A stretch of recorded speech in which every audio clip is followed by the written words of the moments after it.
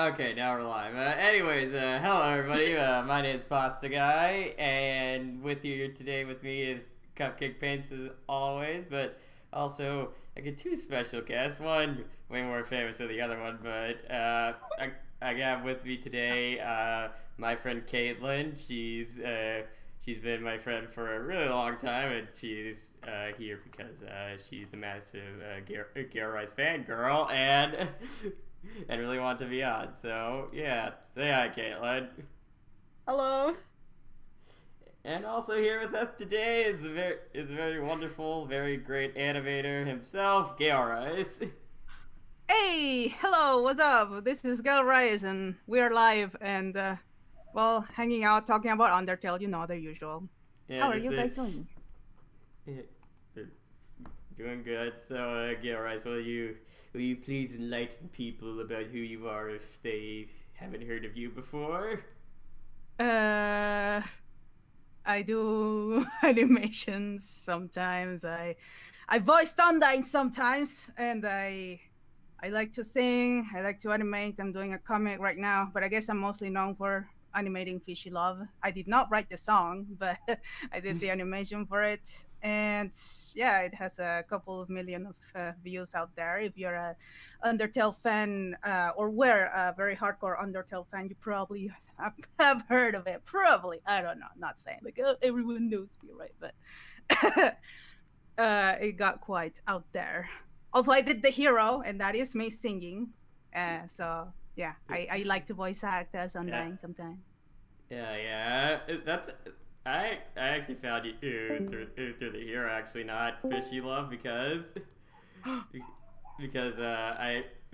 I wasn't that big a shipper back in the day. So yeah, I loved Alphas and Undead together and stuff. I didn't really like ship them together or anything like that. So I wasn't really interested in the shipping type videos. But I watched the hero because it like came up in my recommendations one day because I was listening to I'm that guy from Wander Over Yonder, and I was just like, oh hey, it's an Undertale Oh, version.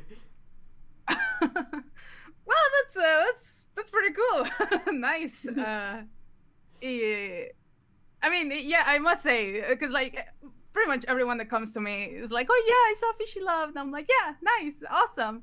But I appreciate it too when someone comes to me like, "Oh, it wasn't Fishy Love, it was the hero or something." I'm actually proud of the hero, the animation, the Yeah, it everything. took you I'm a very while to happy with that animate video. that, which to be fair looks Yeah, it was great. So about a it was, while. it was Yeah.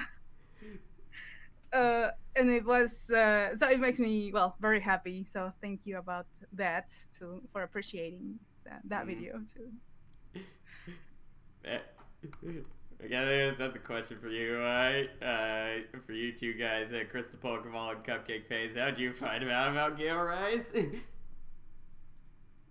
Um, well, pretty much same as pasta. Like one of your videos popped up in my recommended. I cannot remember entirely which one. I think it was the hero though, and then I think also Fishy Love was right underneath it, and so I just watched Of both of course. them, and it's like, oh, okay, I like this. Oh, thank you so much. Yes, we love your work very much. Yes. Oh, thank you Is, so much. is that Oh. That's my legacy, I guess. is that your legacy? Having a Your legacy is a fish woman, and Yeah. a lizard lady being together, Yes. and, Oh, all the and a feet. parody for a silly cartoon show. Even though like cartoon's great, I haven't really watched much of Wander Over Yonder myself, but I do love what I have seen of it. It was a really cool show. It's sad it was canceled, but yeah, Wrapped it's up with recommended if you like wholesome things. yeah. Uh, Devin Daniels in the chat. I just watched the Deltarune wear masks video. Oh my god. All right. uh, All right. I hope you guys are wearing your masks though. Are you? Well, not right now, but Well, when you go yeah, out. well, not right now. I, I was gonna say. oh my! I can Of course. I can breathe easy.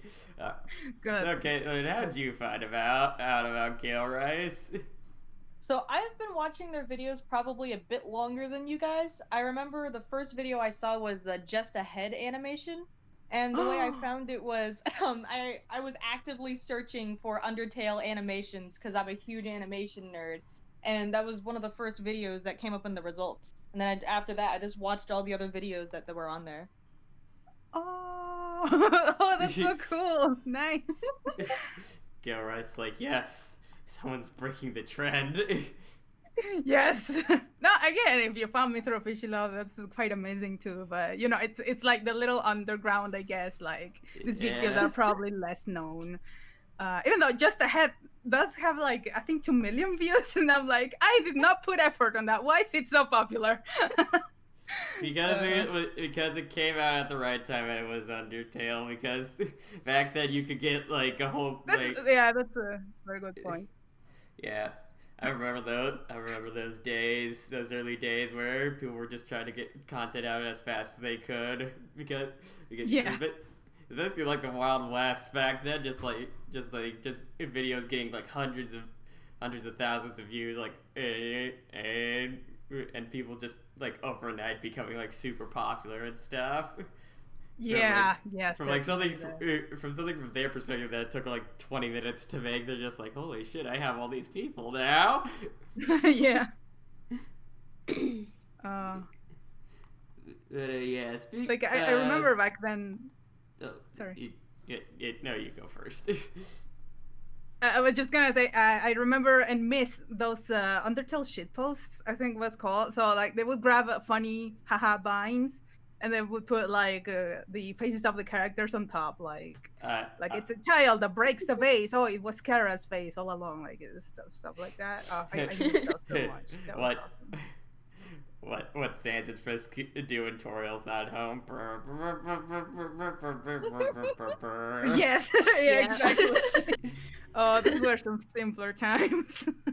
I remember watching those in Vine compilations.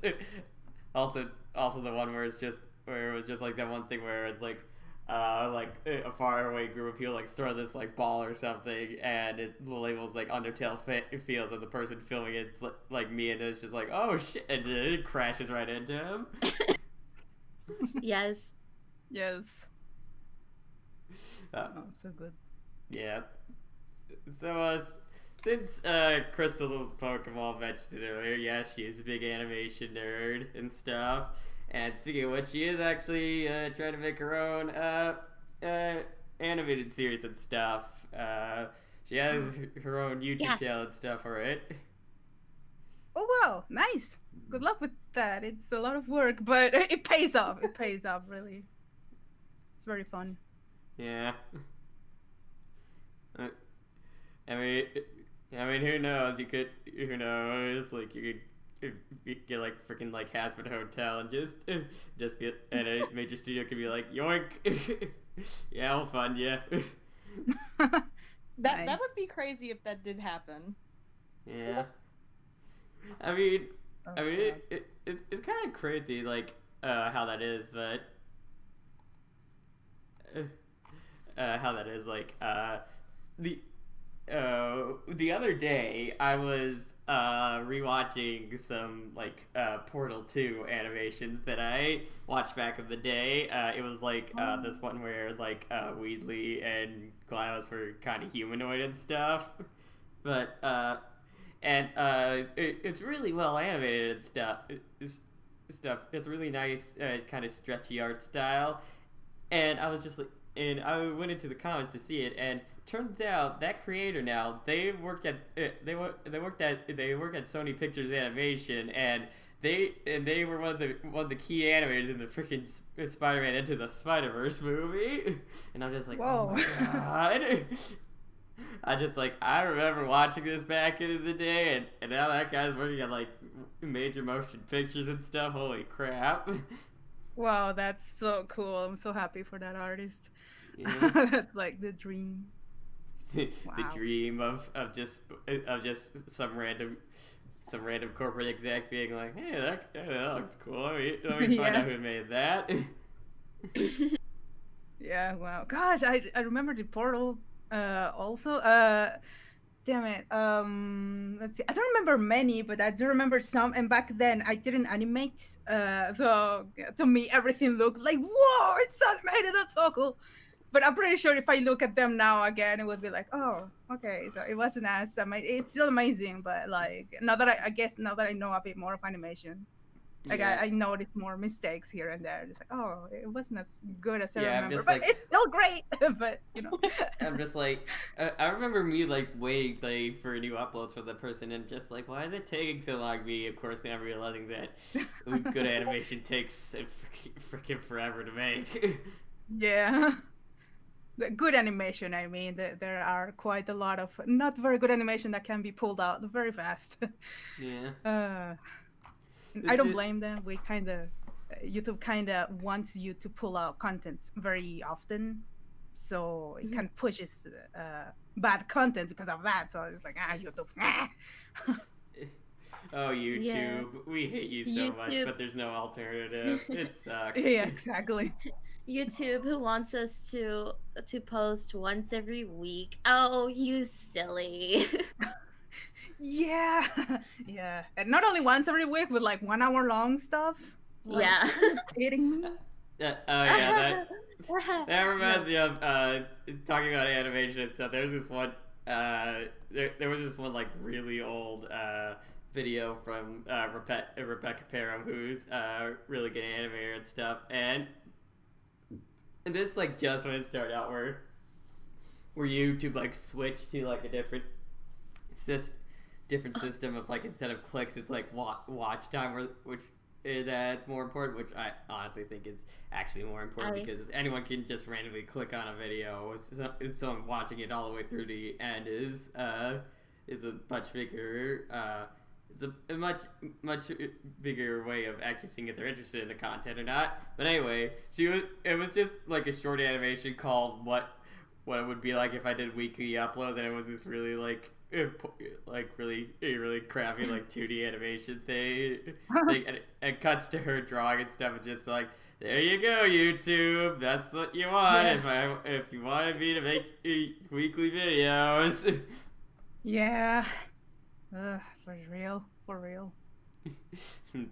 Hashtag too real. Yeah, that's why I like it. That's I literally saw that like yesterday. What is going on? I'm sorry. I'm sorry, Cupcake, that we're friends and we like the similar stuff. Yeah, we got some, so yeah, we of course got some, references in the, Cloverhood apparently met Rebecca Parham at VidCon 2019. Remember conventions? I remember like me dreaming about like in the early days and stuff because I was of course a young boy when Undertale originally came out. I was a 15-year-old for sap and stuff, and I remember like me dreaming about like, oh, there's gonna be like an Undertale convention, like how there's like BronyCon and stuff, but that never seems to really have panned out and stuff because I was a brony before I was really into Undertale, so. Yeah, that's fine. Yeah. In a way, I'm glad it did. Like the fandom back then was not very nice. Even nowadays, not so bad. So I cannot imagine an actual like VidCon dedicated to Undertale full of that kind of people. So, oh god. Yeah, but anyways,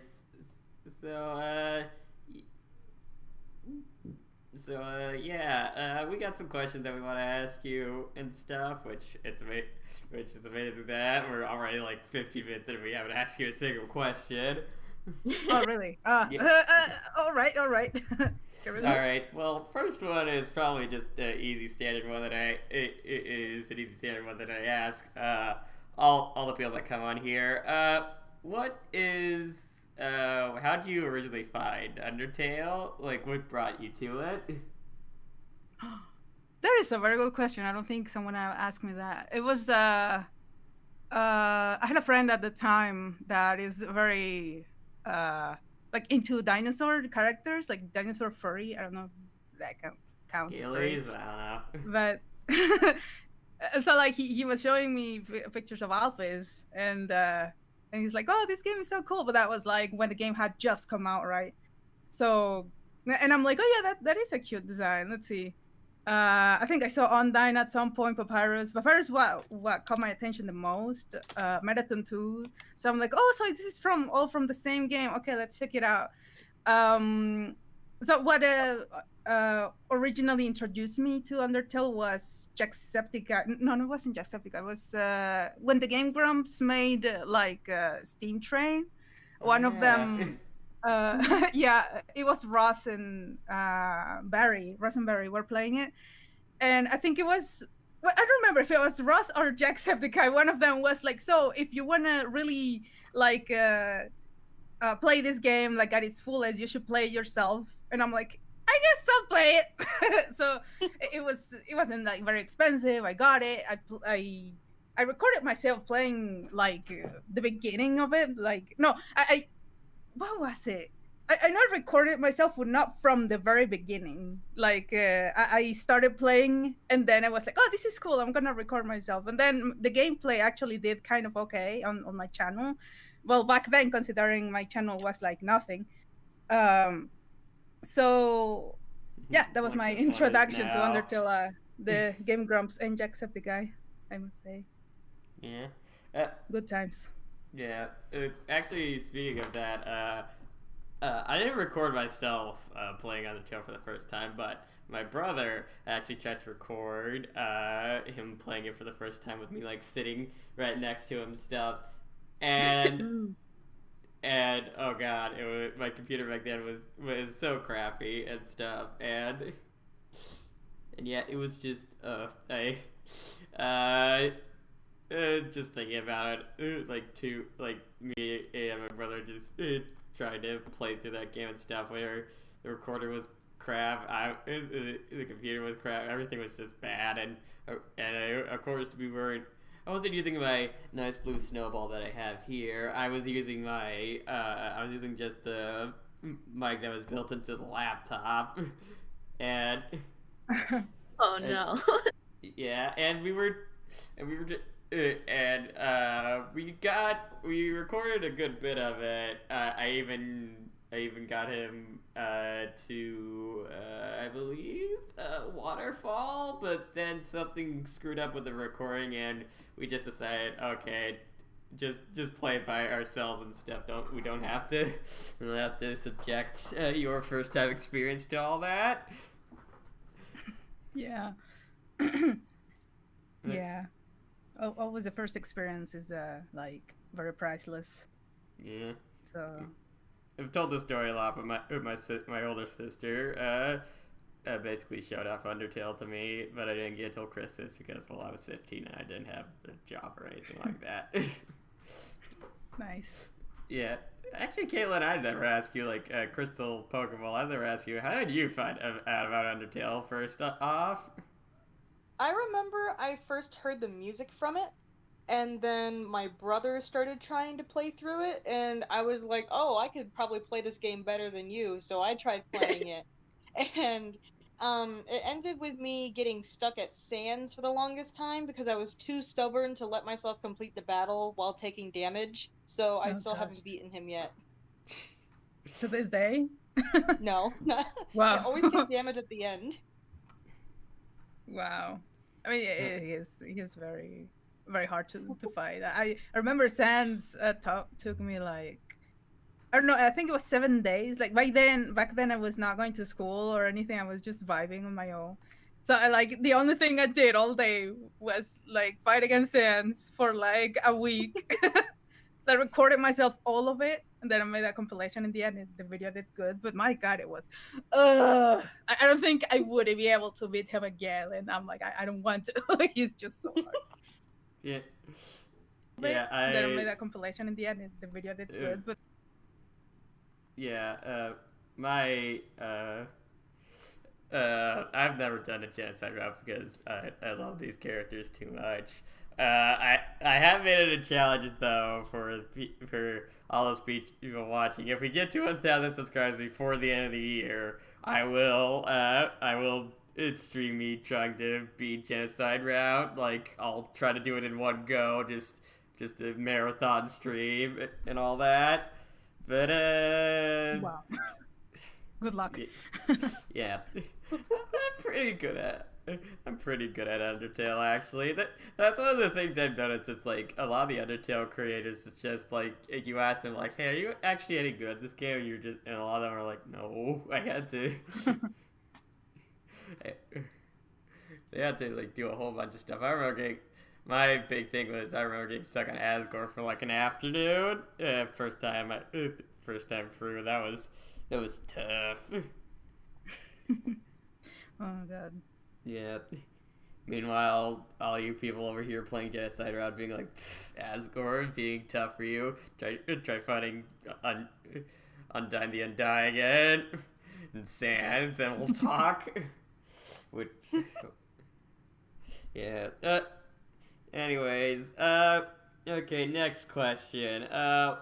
What do you think made you so fixated on Undyne in particular to make your first animation and stuff? Like, did you just like stick with Undyne because like Fishy loved it so well, or do you actually really like your character? I mean, it's kind of assumed that because, well, your profile picture, but you know.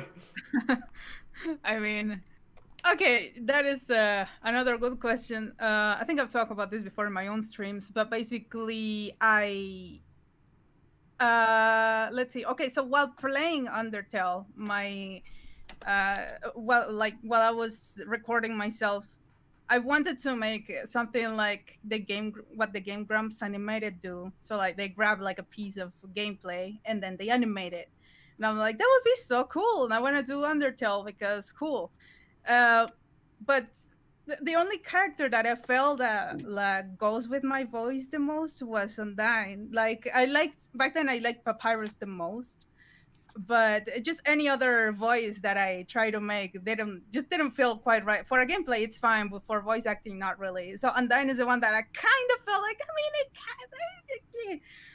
So I tried that. So that video, Royal Guard, that was like directly taken from my gameplay, and my only intention was making a Game Grumps animated. I wanted to do that for other games and stuff, but I guess. Like back then I was not an animator. Like I didn't feel like I wanted to be an animator for like in my life, like as a career, right? But that experience, like hearing my voice coming out of a cartoon character, it just really felt like something clicked in me. So even to this day, this is my destiny.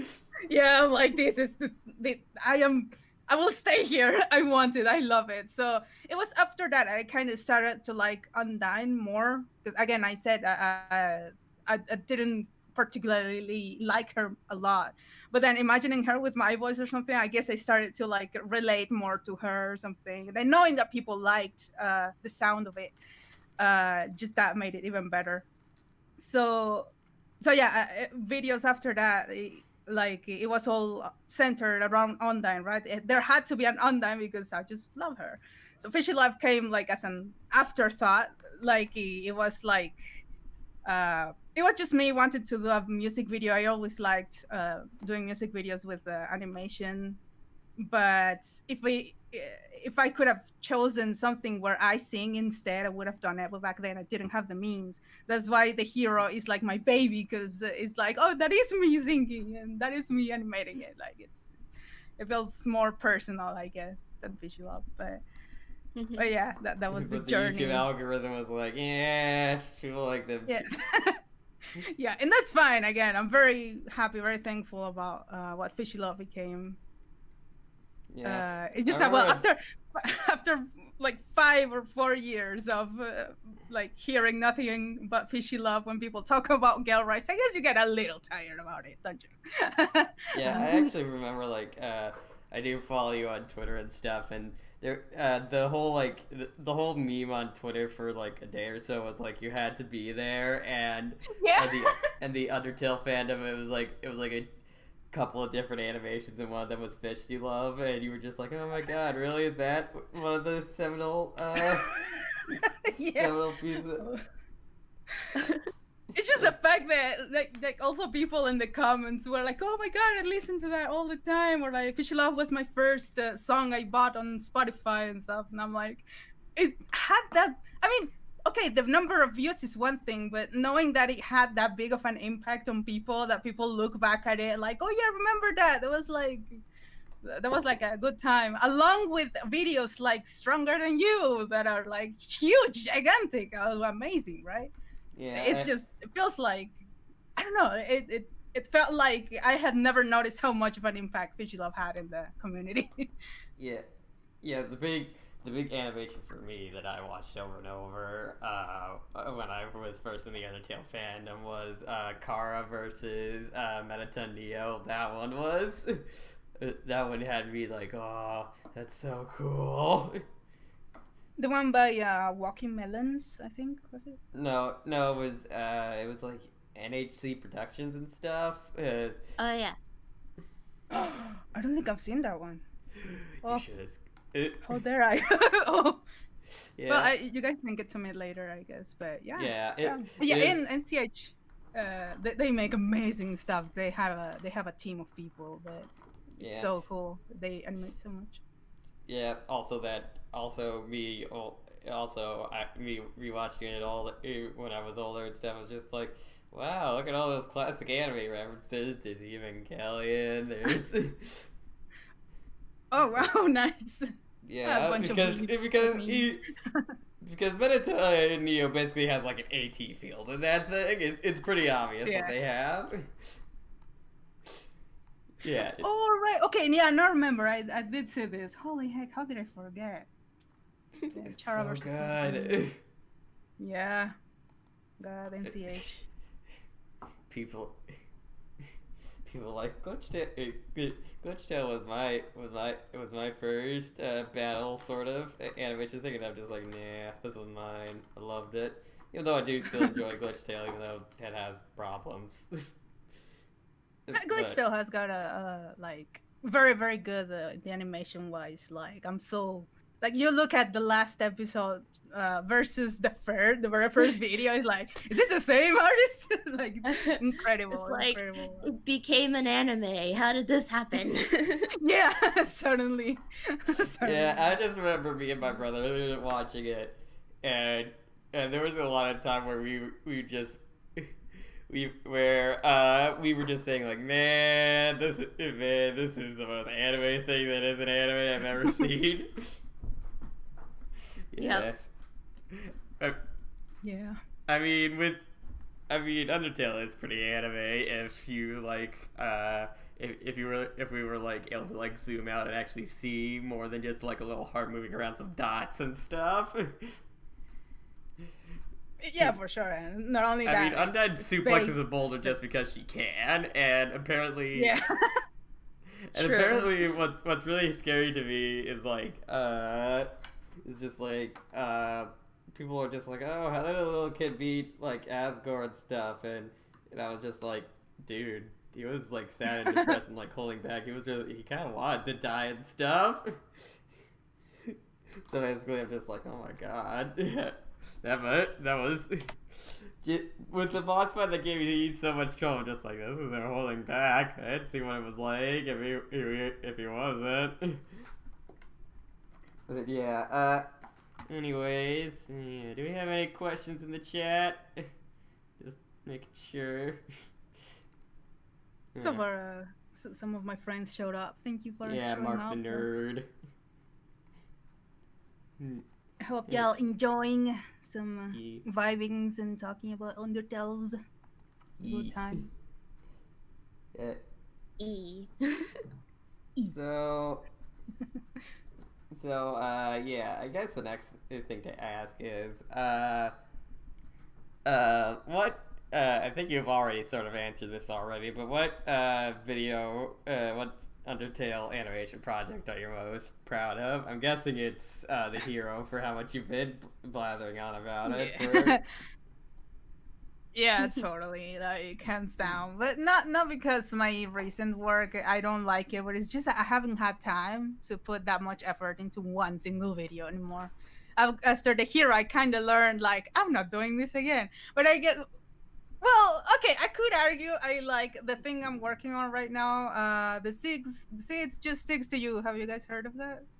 Yeah, I have. Yeah. Yeah. So I'm doing the part 2. I've been working on it like this year and last year, like very slowly, but it's going. But I must say, If anyone right now asks it's when, at the. if anyone asks when it's coming out, I will kick you out of this chat. I'm just... I am like working on it this year, aiming at finishing it this year, but I'm not gonna promise to finish it this year. But at least there's been some progress. Actually just yesterday, I finished the entire storyboard, and it's a lot considering it's 20 minutes long. Ooh, wow. So, I guess like I don't know. It's not gonna have the level of animation that the hero has. It's gonna have more like anime style where like there's a lot of talking, but they don't move much. If that makes sense. But like Mhm. when Yeah. old anime was like had very low budget and they would just put like a camera pan on a picture and like they're just talking and only their mouths move and stuff like that.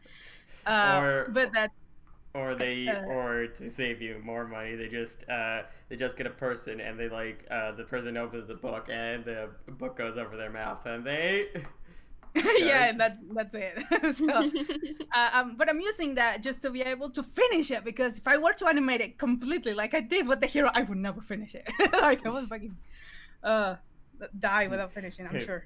But... Deltarune would be out by then Oh, for no. several years. Oh, not only Deltarune, if like I don't know something like Yandere Simulator comes out before, I would be very disappointed. Half-Life. Half-Life 3, yeah. Yeah. Oh no. But no, I am very sure it won't happen. I will finish it. I will finish it soon, and there will be cool like fights and stuff. And I must say I'm very proud of how it's coming out so far. Yeah. But we'll see how it comes out at the end. But so far, my favorite thing I've done that is up on my YouTube channel, yeah, it's the hero. Yeah, Yeah. it was fun. I mean, yeah, it is. It is nice to. Bino's not been out in the chat. It is like my most popular work and stuff. It's like is not the work I like the most. Like my favorite work that I've completed right now. I'm a fan fiction writer because I can't draw and I can't voice act. Well, I can't. Well, technically I can, but not well because technically everyone can draw and can voice act. It's just a question of how well you can do it. But it's kind of like I remember like my English teacher being like, can I with me like when I was like 10 years old, being like, can I use the bathroom? And she's just like, I don't know, can you? May I use the bathroom? Oh. Oh, those, Even yes. Kelly will finish before Yandere Simulator. Oh. Yeah. Yeah. 3.0 plus 1.0. That is just the most that was just the most amazing thing. The 4th Evangelion movie was supposed to come out, well, technically 6th. The 4th Evangelion movie of the rebuild stuff was supposed to come out in like summer of 2020, and then coronavirus happened, and it had to be pushed back even further, even though it was finished. And I'm just like, oh my god, I'm never gonna see this movie.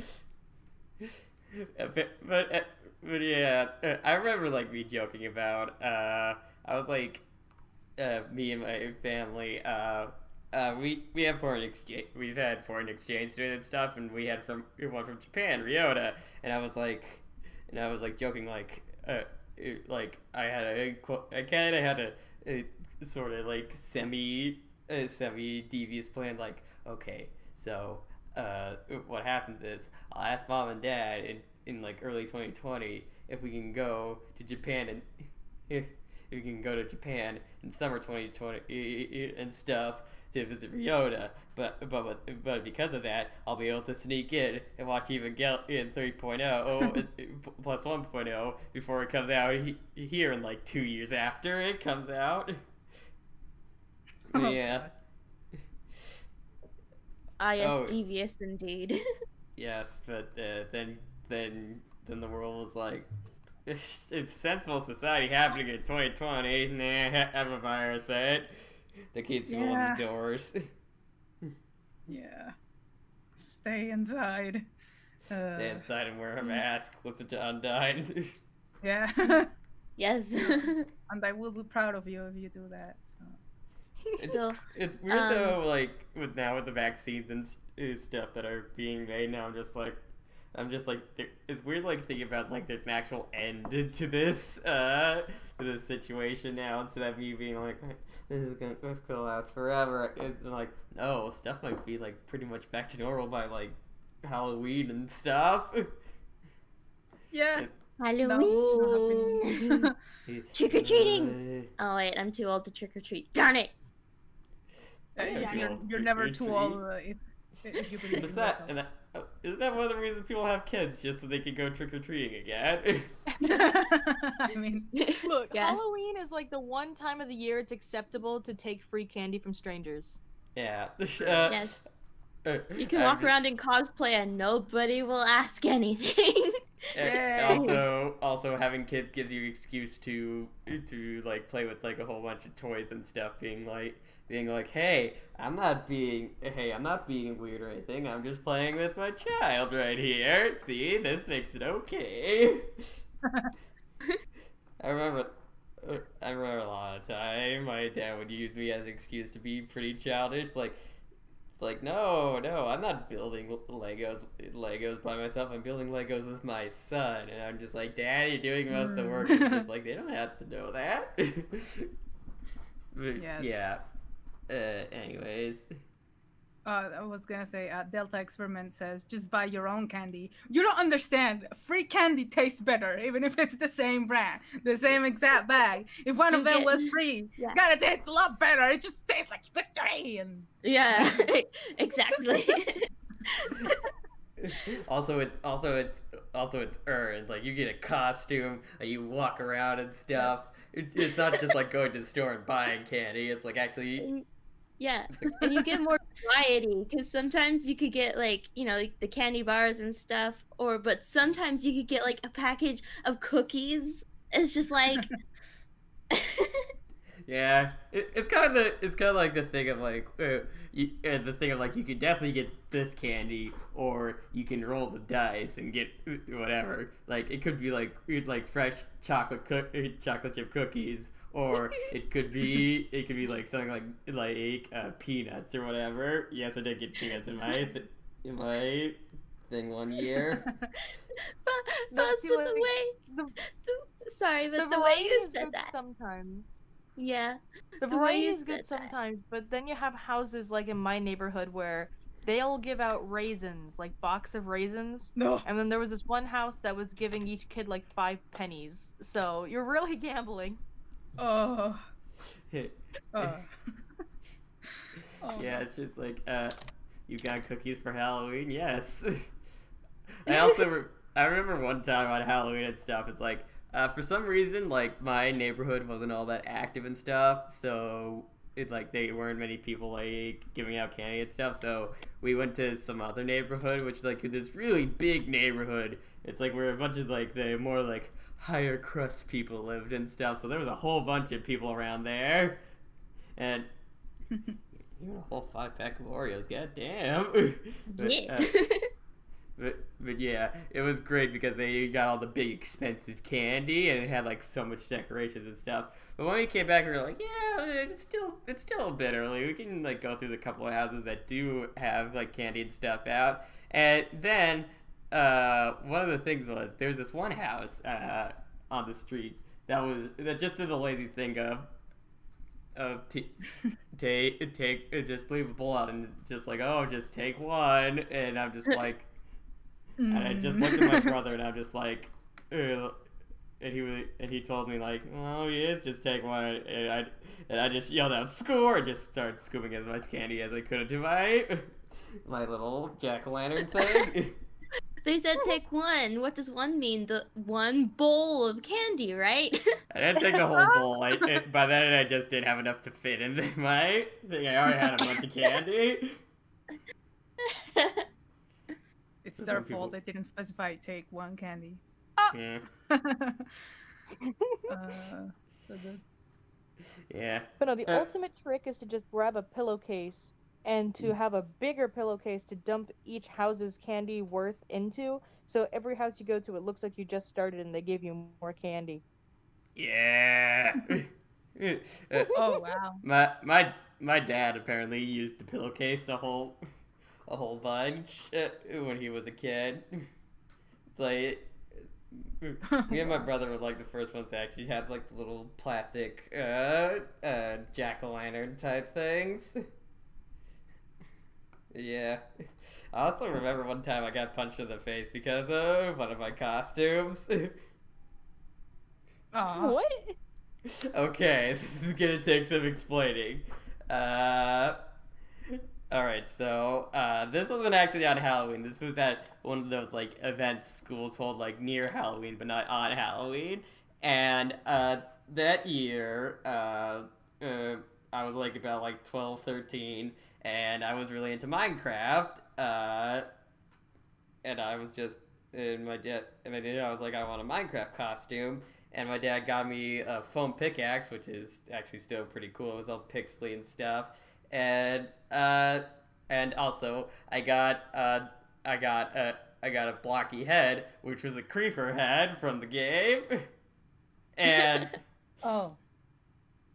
and yeah, so I put on the head and stuff, and I can see through the little holes it has and all that. And yeah, so I go to this party place. I'm wearing like a green shirt to like be like, oh look, I am like the creeper, even though I was wearing like regular pants and all that. And Man. and I was walking around, and this little kid just like freaks out, like, it's a creeper, and like punches me square in the face. Luckily, since the way the box was designed, I didn't feel a thing. It was just like he hit the box and not my face, but yeah, I just remember his mom like right afterwards being like, Andy, that's not what we do to people. You know? Andy. Wow. Meanwhile, I'm just like, I didn't feel anything. Just the kid punches you and then you just go. You just start hissing. Yeah. Had a pretty good time after that, though. That was like when I first came in, and then everything else after that was pretty much fine. Had a cakewalk and stuff like that. Bombed for apples. Ooh, cakewalk. Yes. Nice. That's one of the things, like they always had a cakewalk at the schools I went to, but it was rare that my family ever bought one. Yeah. That creeper thing also reminds me of one time, since we're talking about Minecraft and my parents and stuff. There was one time where, this was back when I was like really young, as in I didn't even have my own computer. I played Minecraft on my dad's computer and stuff, and I was just doing my regular single player survival mode thing, trying to make a house, and yeah, and for some reason, I was trying to make a cave house, just a house that was like dug into the bit of bit of the wall and stuff. I think it's because I actually like watched The Hobbit and was like, ooh, it's the house in the hole. I want to do that. And yeah, I started to make that house, and I'm cooking up some food and stuff in the furnace I have, but there's one thing to this house that I didn't account for that I really should have, and that's it didn't have a door on it yet. Oh. So. Oh no. So I was just cooking my food, just waiting for it to cook, and then suddenly from behind me, I hear this, and then I just like, what the fuck, and I just blow up, and my mom sees that, and she's just like, what happened? And I'm just like, oh, what happened? And I'm just like, the creeper blew me up, and she's just like, well, of course someone's just gonna come right up to you if you don't have a door in, sweetie. Remember once my sister told me that there was diamonds behind me, and I turned around and got blown up by a creeper. Big oof, greasy mango. Big oof. I mean, back in the day, diamonds were just like, especially to me because I was like really scared of like adventuring in caves and stuff. I still kind of am. The Minecraft caves freak me out a lot of times just because of how dark and stuff they are. But yeah. Especially to like 10 to 11-year-old me, I was just like, I don't want to go in the dark, it's scary, and I'll run out of torches, and I'll be all alone. Now the update will come in and we'll be even more scared. Yeah, it's gonna have the freaking cave monster thing. That'll be fun. I'm looking forward to that. Yeah. Anyways, let's actually get back to answering some questions. Remember, chat, by the way, you can ask questions too and stuff. Minecraft cave, no, it's horrific. Oh yeah, those ambient noises, I turn those off. Those things are still scary like that. Yeah. Like the whoo or the. Minecraft is my horror game. Yeah. She says that she's gonna be playing Little Nightmares soon. Perhaps. No, Yeah. like, it only has 2 votes. So, I want to entitle. not this week. I want to entitle Goose Game because I want to Honk. see. Yeah, because that's actually your profile picture. And I'm just like, huh. I actually would like to see what it'd be like if you played it. But anyway. Yeah, that was my Valentine's Day thing. I haven't changed it yet. Is the Untitled Goose, and it stole the heart. You stole my heart. You stole my heart, that's Goose. I mean, Cupcake, you're not so bad. I mean, for like the past, like, I don't know, like 3-4 years, my thing has just been like a random JPEG of some pasta, and I only changed it to this dear persona of mine because I got someone to commission it, and I'm just like, I paid $70 for this. I'm gonna use this thing. Wait, pasta. What? You're a furry? Oh, who could have thought? I mean, if the icon doesn't give it away. No, Yeah. definitely not. I couldn't tell. Yeah, Caitlin, you with your Luxray in your picture and stuff. I've seen what you've drawn, Caitlin. You got nothing on me.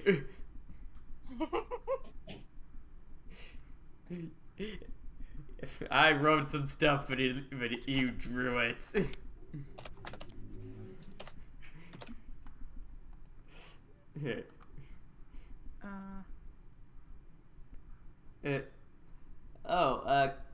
Callous Gaming asked, when GaelRice was making the hockey animation, was it a plan all along to have Toby win the game, or was this just a random joke that ended up sticking? Cupcake answered, yeah, it was based off the alarm clock dialogue, long name that I forget all the time. It was it was written, that was all written by Toby Fox. I just illustrated it, added pretty pictures, and Toby did win in that version. Yeah. Yes. And yeah. Can I just say, that animation brought me so much joy. I mean, those dialogues in general brought me a whole bunch of joy. Yes, but I had already gotten over the joy of reading all of the dialogues, and then when I saw the animation, it brought all the joy back and like just punched it straight into my face, just a punch of joy, and it's just like great. Well, I don't want to punch you in the face, but glad like it was. You punched me in the face with happiness, so. Nice.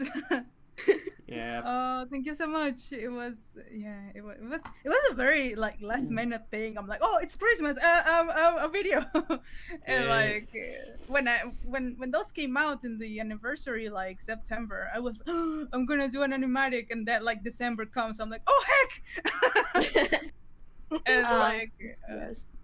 Yeah, just it would be fun. I have, as someone who does run a channel, I do have the oh crap, I need to do something. Like, I was originally, I was originally gonna do like a Undertale shipping podcast for Valentine's Day, but I decided against it because because one, I was driving from. I was coming back home from my parents' house that day, and I was gonna be tired, and two, I was kind of scared because I know what shipping does to this. It's a delicate subject if you're going in Undertale fandom, especially. I mean, Can be scary. the things I ship are uncontroversial. They're the type of things like, oh yeah, that's cute, but it's not like most people's number one. My OTP is like Frisk and Azrael and stuff because of a whole bunch of reasons that I finally gave out in that episode 24 when we interviewed Nate Duell, where I basically went on like a 10-minute talk about why I liked it so much. And I ended up looking like the freaking conspiracy theory guy by the end of it. that one thing with the lines and the pins and all that. But, and this connects to that, and that connects to this, and it's all connected. Yeah, and also just Asgore, Toriel, and Undyne Alphas, of course, because they're the cutest of big gays. Yes. Hey, Caitlin, you're gonna say something because you've been really quiet. This might be the only time you're on the podcast. I don't want to interrupt anything. Well, you can at least ask her a question. You can at least ask him a question if you want. Sure, I'm here. Let's see.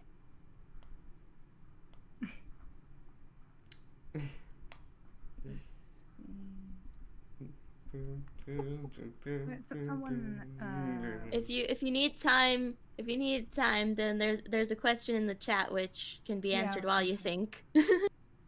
Okay.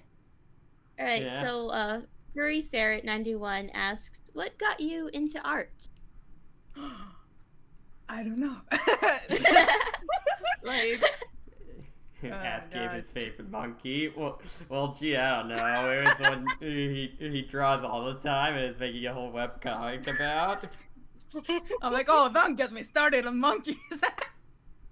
Oh, but like, I started drawing like it's funny. Like when I was like in elementary school, I liked drawing like unicorns and cats and Pokemon. Let's see. Yeah, I love that movie, The Last Unicorn from the 80s. Like that movie that's very blue. Like that whole movie is just like that whole movie. It's like that Batman the Animated Series thing where apparently they drew on black paper. And this they must have drawn on blue paper. All right, it's a very unique aesthetic. At least it's very cool. It's really pretty. Yeah. So like I used to draw a lot of unicorns, even though like even to this day I cannot draw horses for shit. They're very hard to draw. But funny enough, like in elementary school, like I would just draw like on paper like a cat or animals, and And everyone would be like, "Oh, you draw so good," and my parents too. "Oh, you draw so good." I'm like, I guess I draw good, and so I just kept drawing and drawing, and then, but I took it seriously, like all the way until I don't know, I was like 16 years old, because at that time I drew, but not like I want to be an artist or I want to get better. No, I was just drawing like in my free time. I didn't care if I drew good or bad. But then I met a friend. Uh, her name is Peach Penku.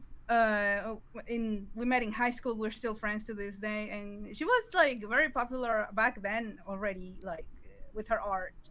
And I'm like, hey, I want some of that. Like, I like her lifestyle. She makes money off of commissions, and like she sells stuff in conventions and all. I'm like, hey, I like that.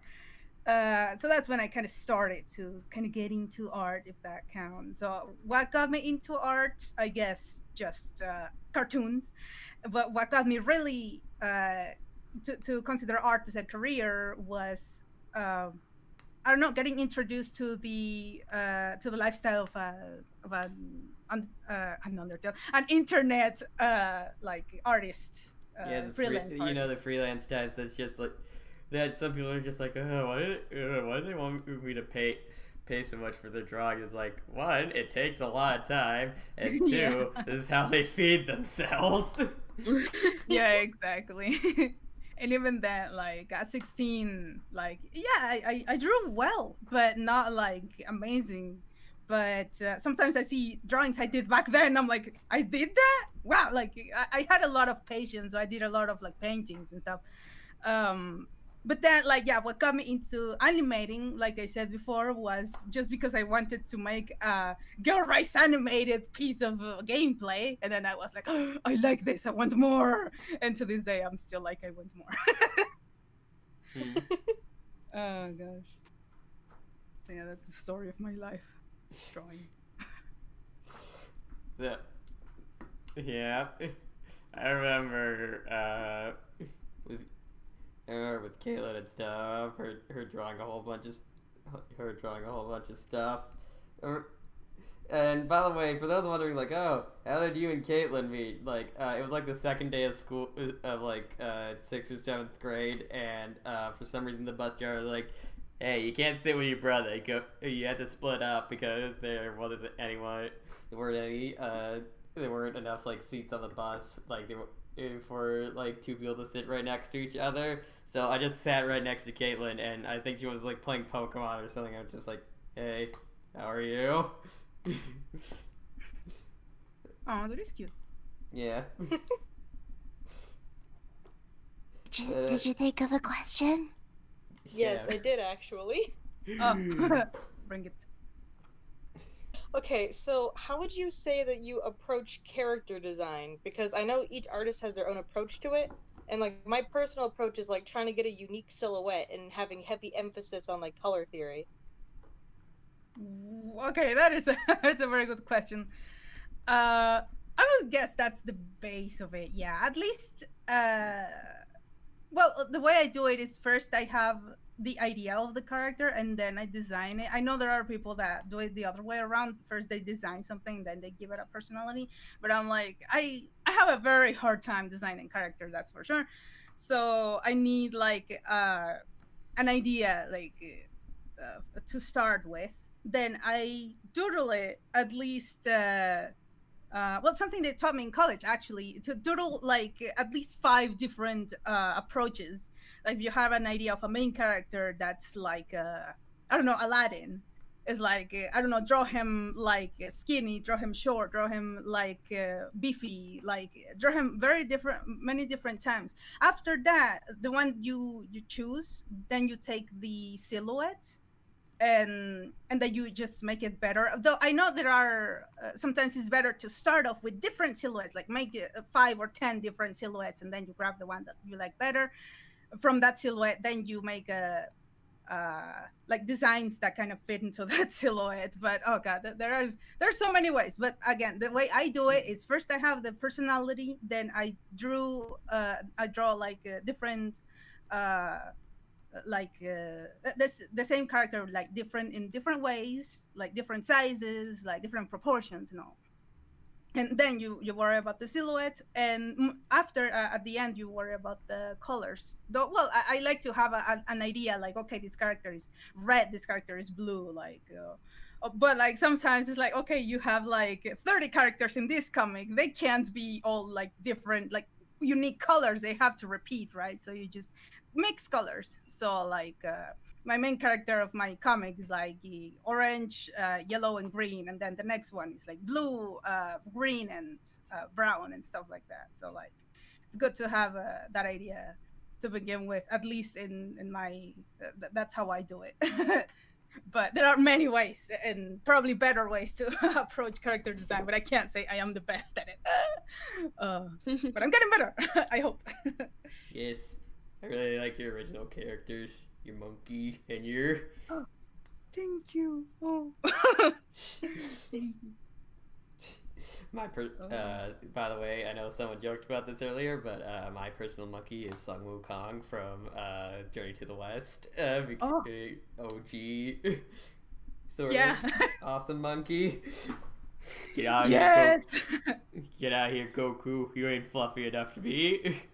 Exactly. I'm like, oh god, Goku could have been so much cooler if he were a monkey. But no, they made him a Saiyan or whatever, alien thing, whatever.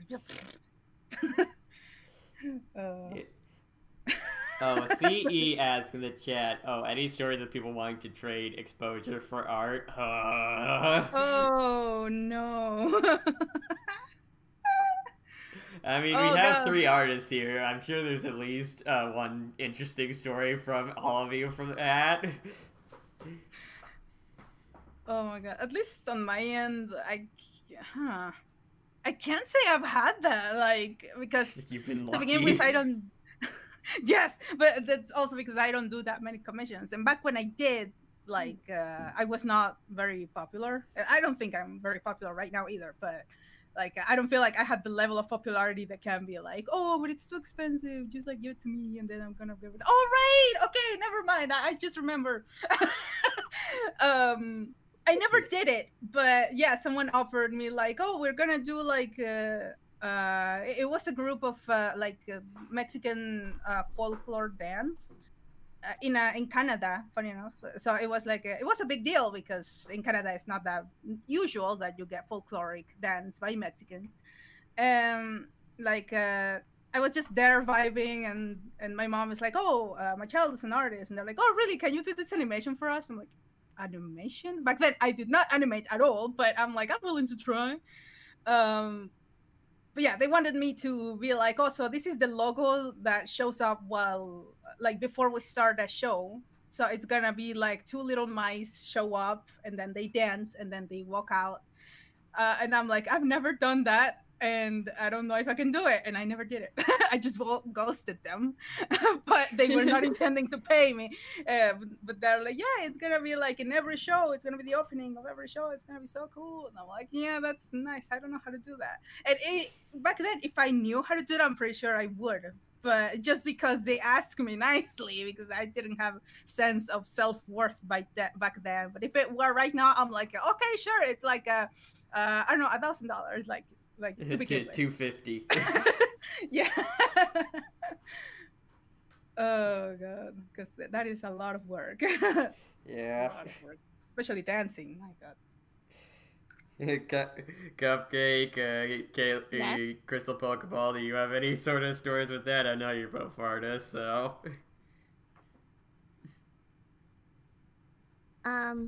You can go first. So, what specifically do they mean by the quote-unquote exposure? As in, like, oh, I won't pay you like traditionally, I'll pay you like in some other sort of way that doesn't really mean much of anything. I mean, technically, I've done that before. Like, I don't like to try and do commissions, even though I've been thinking about it. But I have done art for, like, streamers and stuff to where it's like, I'll make them an emote, and then they'll just, like, shout out, like, hey, this is the person who made it, if that counts. But, like, I've done that quite a bit. Mm.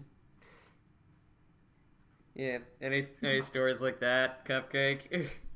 Well, I haven't opened commissions yet. I'm gonna eventually. But I have been asked, let's see, 3 times I have been asked for free art by random people on the internet. Wow. They just like 2 on DeviantArt and 1 on Tumblr. They just they just DM'd me and it's just like, "Hey, are you taking requests?" And it's like, "No." Oh god. Not really. Yeah. And then one went on to be like, "Can you draw this character doing this and this with this big thing in the background?" It's just like, no. No. You want that type of thing, you're gonna have to pay for it. Oh god, that bothers me so much. Like they just show up like nobody's business. Like they know you, and then they ask you like for all of this like detailed like stuff. Like oh, like I want it like this with this in the background. He's doing this and like, but like his face shouldn't be like this. It should be this. And then here's a reference. And then it's like, you're not paying me. Yeah, Yeah. exactly. I'm just like, I've never done that. I've never been like, oh hey, I know I just DM'd you out of nowhere, and I know all about you, but you know nothing about me. But can you please draw this thing for me, please? I have a somewhat similar experience to that. Like one time, I think I've explained this story to some other people before, but one time I used to post my Undertale fanfiction to Amino and stuff. I actually got pretty popular there and stuff, and and there was this one person in the comments like, "Oh, you should add this character in, like Frisk needs a gal pal and stuff," and I'm just like, "No." I figured out the story that I can't just add in a new character just because I want you want me to. Yeah. Oh gosh. Like not, it's like people not bending to like public pressure and stuff. It's like I like hear those stories of like on like this one show like Westworld and stuff. They were just like somebody on Reddit figured out the big twist of like one of the episodes in season 2, and they were just like, "Oh, looks like we gotta change the whole thing now." And I'm just like, "No, who cares if they figured it out? That's good that they figured it out. That means you planted the pieces well enough." And one theory on Reddit's not gonna spoil the whole thing for everybody. Most people aren't on Reddit. They watch your show, and yeah, it's just stuff like that. I'm just like, guys, one time, like, oh my gosh, big reveal thing. That's only one time and stuff.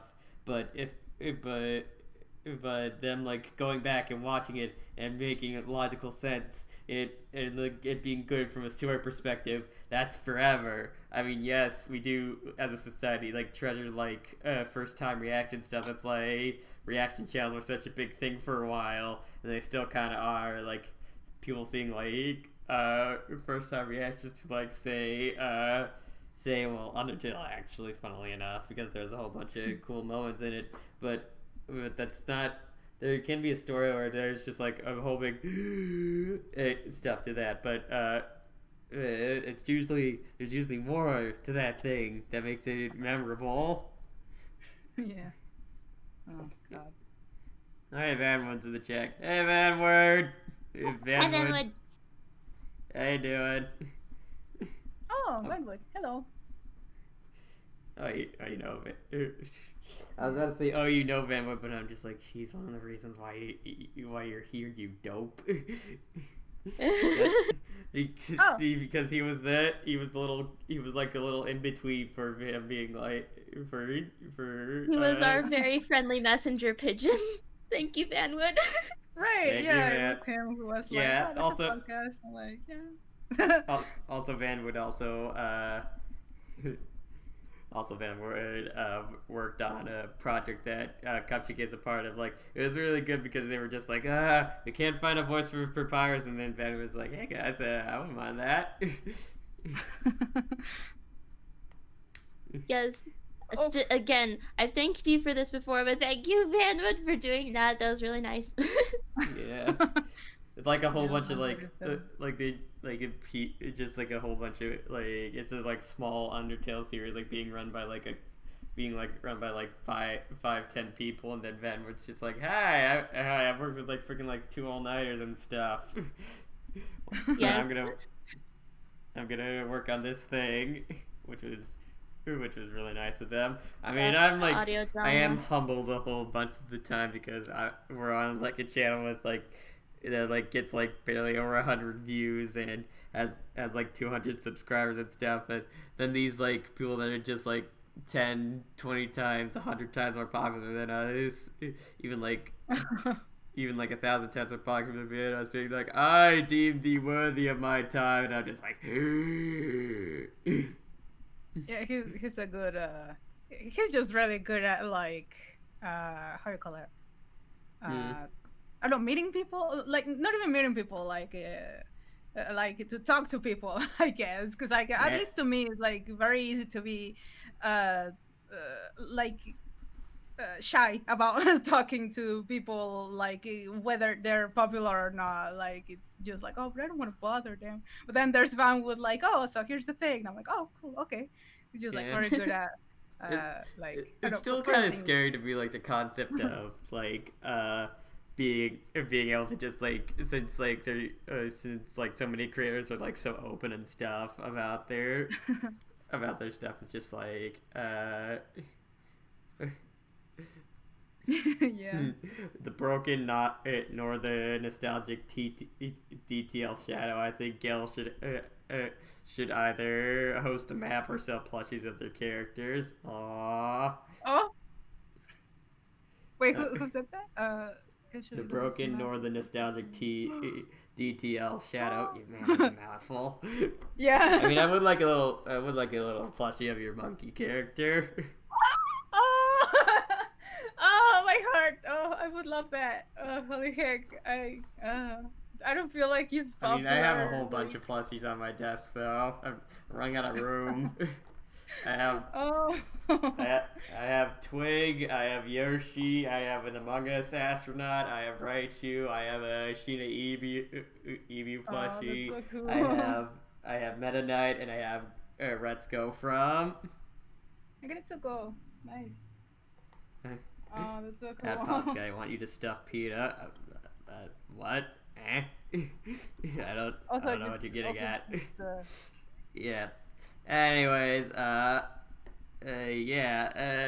so we also got another question from the chat. It's like from Greasy Mango, like, what was your first goal subscriber wise? I don't know if that's for GaelRice specifically or for all of us. Subscriber goals? What are those? I'm just here making videos. I'm just like, I'm just happy like a whole like I don't know how many people are watching us right now. Let me check. Like a whole 11 people are watching us right now. Double digits. Whoa. I'm just happy that's happening. Like God, when I reach 100,000, like yeah, I was like anticipating it so much. Like, oh my God, I'm gonna reach 100,000. And now that I'm past it, I'm like, oh. I'm like, oh yeah, I'm it's reaching like just one of those things you like right. build up like super big inside your head, but then you just but then it's just like after you do it, you're just like, oh yeah, that was fun. Like I remember me like wanting to start this podcast, and I'm just like, oh my God, and like I remember getting like a whole bunch of whole bunch of subscribers and stuff. It was like so amazing, but then now it's just like, yeah, it's just an idea like weekly, whatever.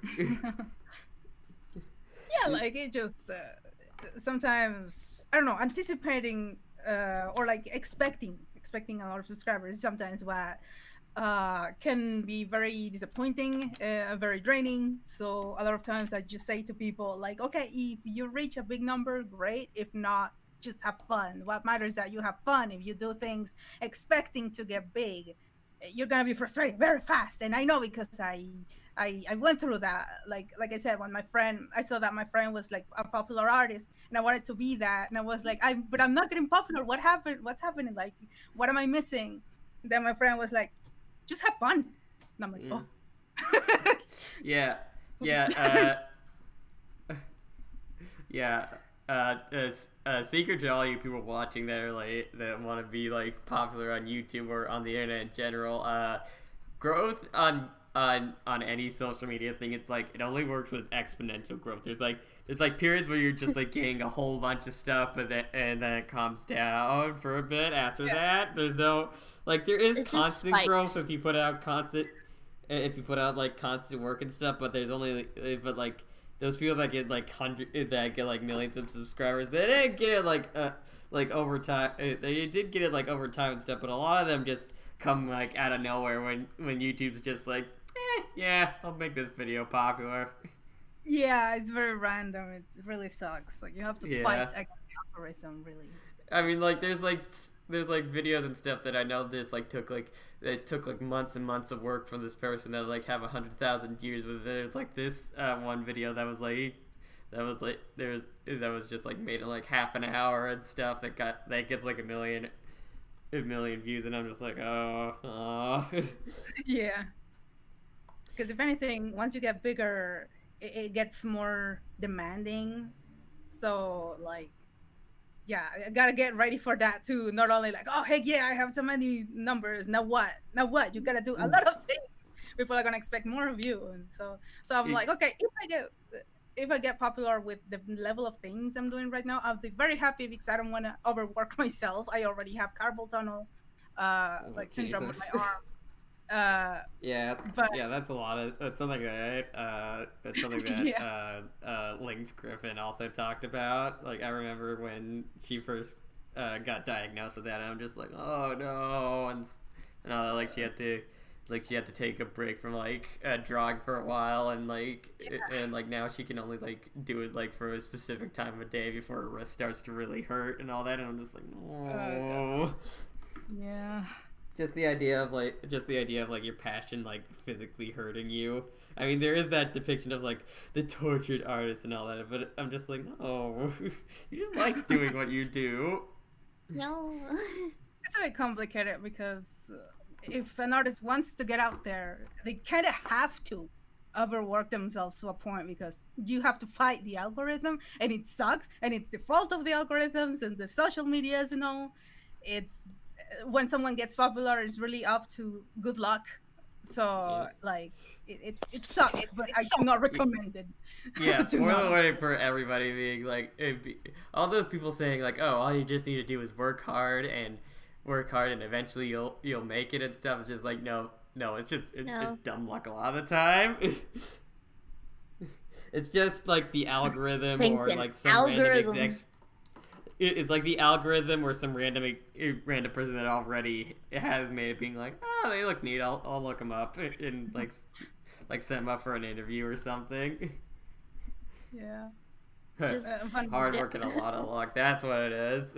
I'm reminded of oddly enough, Princess and the Frog, and that one Disney movie that came out in 2009, which is like the first Disney movie like I actually remember seeing in theaters. Not the first Disney movie I saw in theaters, but the one that I actually first remember seeing. 2009? What? Hold on. Wait. Yeah, it's old. I know. That kind of like how like just like yesterday someone on Twitter was like, just so all you guys know, Zootopia came out 5 years ago today, and I'm just like, 5 years ago. Yeah. I'm really just like, time oh flies. my God. Wait, Princess and the Frog. Yeah, it was 2009. 2009. Yeah. Oh god, I was 18 at the time. I remember 2009 when I went to go see it. I was 9. I was 9. Wow. Yeah, I was 18. I was 8. Oh. Children. We were children. Children. Yeah. Meanwhile, Gen Z. Yeah. Like this happened the other time. It's like where we have creators that are like different ages and stuff that come on here. Yeah. Like a lot of them are like in their like mid-20s and all that. But we have a few people that are like kind of like they're just like, yeah, I have a family and stuff and all that. Oh, that's Link's cool. Griffin is actually in the chat. Hey, Links, how you doing? Hello. Link's Griffin, like, man, Hi, I Link's saw The Griffin, Little how you Mermaid doing? when it first came out in theaters. Oh my Well, god. that's a long time ago. I was Crumbles in gonna call 35. you grandma, but never mind. I still want you to like me. Please You guys are approve of young. me. Enjoy it. Enjoy what you can. I'm still in college. That reminds me of like when I was on Amino and stuff. It's like I was like 18, but a whole bunch of people there were like the average age on there was like 14, 15, and I'm just like, oh my god.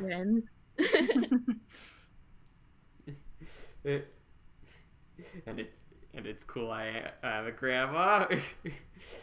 I mean, I'm technically an uncle. I have a nephew. You do? Yes. Why didn't you tell me this? It didn't get brought up till now. I have a nephew. I also have a niece now. Like the niece came earlier last year and stuff. But yeah, I've been an uncle since I've been like 9 because my family just like my family is just like my oldest sister's like 18 years older than me. My older sister is like 10 years older than me, and yeah, they space them out. Ah, yes. Yeah, I that's see. Yeah. But I still beat you, Pasta. Yes. You are still technically younger than me. I'm like the baby of my family. I'm like 20, gonna be 21 later this year because like my parents had me when they were like they were like 39, 40 and stuff, and they had me then, and they were just like, nope, no more kids after that. Oh, bye, Vanwood. Have a good night. Laters. Thank you for joining. Oh Oh wait, Van would ask me before if I was starting with the chapter 2 of my comic. Yes, I started. Just so you know, it's in production now. It's gonna come out sometime next month. I hope. You babies. Hey. I hope. But that's impossible. Oh. We're getting to the puns, are we? Oh no. Hey guys. I know why GaelRice started doing Undyne animations for the Why? halibut. For what? For the For halibut. the halibut. Get it? Because it's a type of fish. Oh. Oh no! Like I messed it up. No, because I just didn't know that word. I mean, halibut is it's not like tuna or salmon. It's not like a super popular fish. I never Yeah. heard that word before. Damn. No. People are just like, English oh, it's so language. late, and I'm just like, it's only like 5:30 where I am. It is currently 3:27 here. Yeah. It's 4:27 for me. Yes, because you in Mexico. Mexico. Yeah. Agua. Yeah. Whenever I think of your Undyne, I always think of the accent. First off, I think of the art. I think of the It's accent like, and the yeah. art style of it. Your Undyne voice is so like it fits so well, but it's also so unique, I and know. I love it. Oh, thank you. It's very Reminds me iconic. of like actually Yeah. talking about the seed that sticks to you like that. The seed that sticks to you like the flowers and that it's like it's unique like to like a lot of flowery voices and stuff from Yeah. So like one of the things that Pasta and I would often do is over call we would read a lot of like the fan fiction that he would write, And so obviously, like, he would have me do all the female characters, and I would try to do, like, a normal Undyne, but subconsciously, every single time, I would slowly start slipping into the accent because it's just so iconic. Really? Yes. Well, Even though for some reason, like, instead of it coming out like it coming out like Mexican and everything, it came out German for you for whatever reason. And I was always questioning you, like, So it turned into a German Undyne. yeah, I'm just like I'm just like, no, that's not the accent, but I didn't want to call you out. that's not the. She's doesn't have a voice. You guys can do whatever you want, but Yeah, that is you know so what her cruel, accent so is? flattering. Text speech. Yeah, the sort of thing. Oh shit. Yeah. Oh. So, Greasy Mango and Papusa Girl in chat kind of asked the same question. How do you deal with internet harassment and hate, and how do you take criticism? Oh, that's it's a difficult one. Let's say, first of all, differentiate between criticism and hate, because someone can be like, ugh, the animation is so ugly, and it's like, yeah, where's the criticism? Okay, you don't like it, that's an opinion, but that's not a criticism. That's an opinion. Yeah. That's not you actually talking about the thing. That's just you being like, oh, I like it. And I mean, it's fair. It's okay to have an opinion. What is not okay is to insult someone. So like, yeah, when it's just someone giving out an opinion, you just ignore it. When someone is insulting you, you kind of feel like you have to respond. And I hate it because I feel like I want to respond more to the hate messages rather than the happy messages. And that's not what should be. Like, they don't deserve your time, and it's, you just ignore it. I know it's very hard, but like, once you read it, probably you're gonna be thinking about it for the rest of the day. Probably it's gonna ruin your entire day.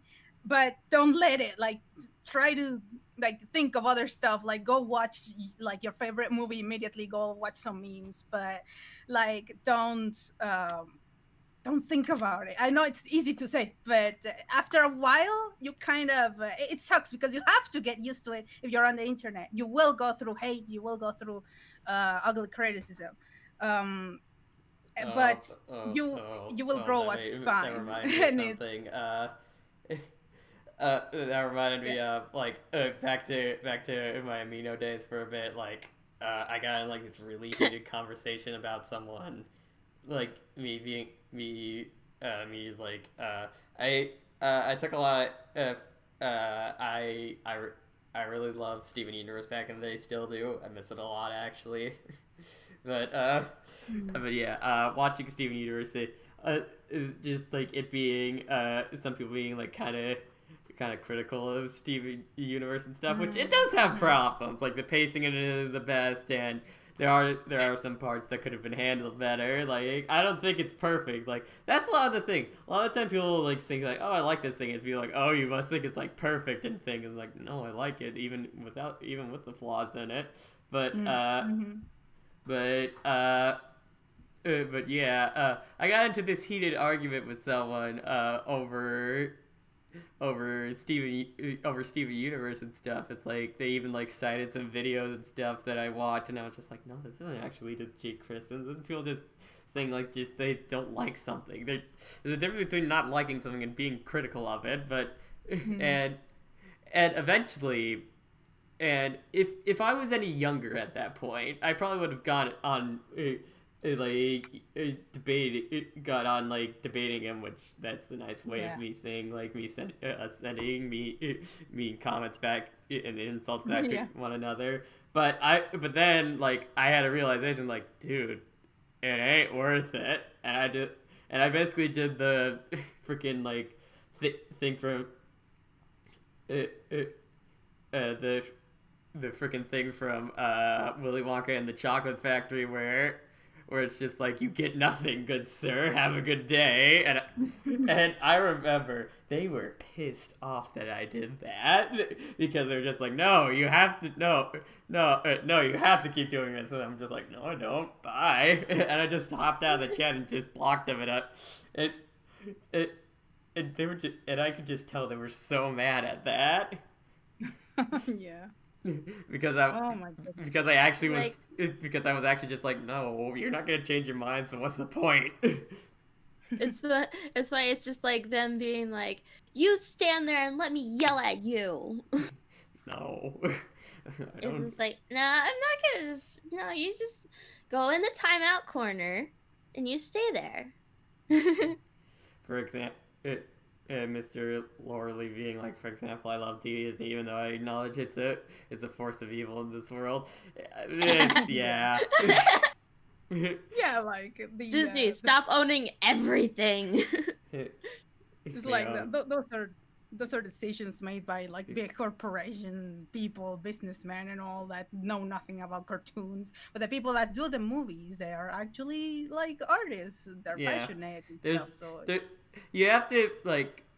The thing is, it's like there are good people. There's like, don't blame the people working there. Blame the people that tell them to do the bad stuff. That's the thing. Like people like rag on like a whole bunch of people, just like, how could this creator do this? And just like, no, dude, it was like studio mandate that they do it. Like how the like Star Wars: The Force of Evil turned out, where it's just like, the finale like this sucks so much, and I'm just like, guys, the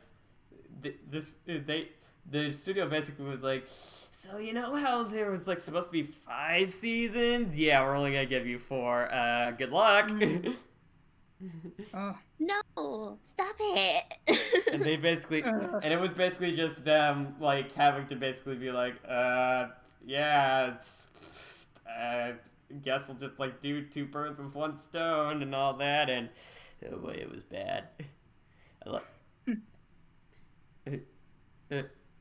Companies are not friends, they aren't people, yes. Mr. Lorley being like, I love Disney movies, but Disney is definitely doing more harm than good, including to their own employees. Very true. Yeah. Because remember, guys, remember, guys, they're a business. As long as people are buying their stuff, and they're not, and it's not bad for their PR, yeah, they don't really care. I love it though, because I went to university for to become an animator. And like I love it. Like we go in first semester, and they ask us like, oh, so what do you want to do like after you graduate? Like, what's your dream? Like at least like 9 out of 10 people are gonna say, I wanna be in Disney or Pixar, yay! But then you ask that same people after they graduate, we're like, fuck Disney. Like it's just like we just realize how like, well, first of all, it's very hard to get in. And then like I don't know, maybe they treat their artists okay, but it's the fact that they own you, like they own everything you do. At least that's what I heard. That like, let's say you work on Pixar, you cannot do like a project apart of working on Pixar, because if you do a webcomic while you're working on Pixar, the webcomic is gonna belong to them or something like that. So they own you, like your soul is now theirs, and you cannot get out. You get well paid, but or sometimes like internships and all, where like they don't pay you, but you stay there for a while, and they're like, oh, you're gonna be like an animator later, but then that never happens, and it's just nowadays it's better to just go to either independent like projects, or do your own thing, or join studios that you trust and stuff, because like I remember like Cartoon Network. It's like Cartoon Network was like the big like thing. It's like, oh, this is where animation like really like thrives and stuff, and the corporate executives, they don't like butt in or anything. But then I heard stories like with Steven Universe and stuff. There was an actual like, there was a full blown wedding scene and stuff between 2 gay characters, Ruby and Sapphire, and basically the studio was like, I don't know if we want to do that, and Rebecca Sugar, luckily because she's been in the industry so long and since you got the right contract and stuff, she's being like, if you don't let me do this, I can just take my incredibly popular cartoon show and just leave. But that's only because she had the means to do that. Not a lot of creators do that because Rebecca Sugar was just that big a person in the animation industry at that point because she worked on like so many popular shows such as like Adventure Time and a whole bunch of other stuff. But yeah. Yeah. I see like with independent animation, like you see like great success stories like say Vivzy Pop and all that with her like stuff with like for how she was able to like make a whole independent animation studio and stuff for Has Been Hotel and Hell of a Boss and all that, and they still have the freedom to do what they want. It's like it's like if they went like with Disney or well more likely like say something like Warner Brothers and stuff, considering the content of Has Been Hotel, even though that Disney's going to be making a Deadpool movie, which that's going to be weird. But anyways, yeah, it's just like they probably would like shut that. Like it would probably be like, okay, you can do one pilot and that's it. But no, they're still like doing episodes of like Hell of a Boss and stuff. On their original thing because it hasn't been picked up by any major studio, so they're just like, yeah, we're just gonna do it by ourselves and stuff because of they have the money to do that and all. Yeah, it's pretty cool. I'm very proud of Vivzy and all those projects. But I must say, yeah, it's possible to do your own animation, but you need money. That's what she has that most animators don't have. She had fame before. And so she was able to like found her own thing. So it's like, yeah, you can do your own thing if you have money. Like, money ain't got no heart, money ain't got no soul.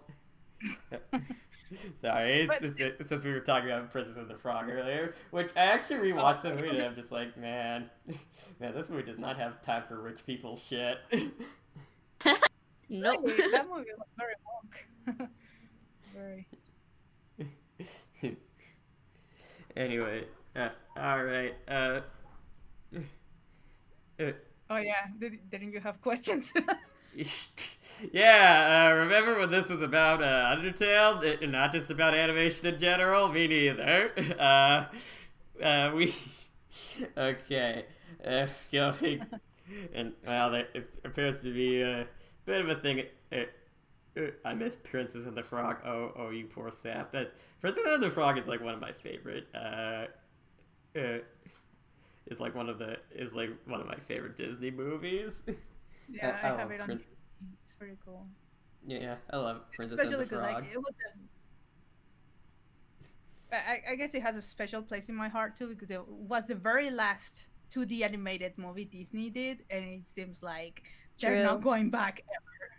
So it's no, they're like live action remakes. It's like Disney, stop it. Disney. Disney. Oh God. Oh.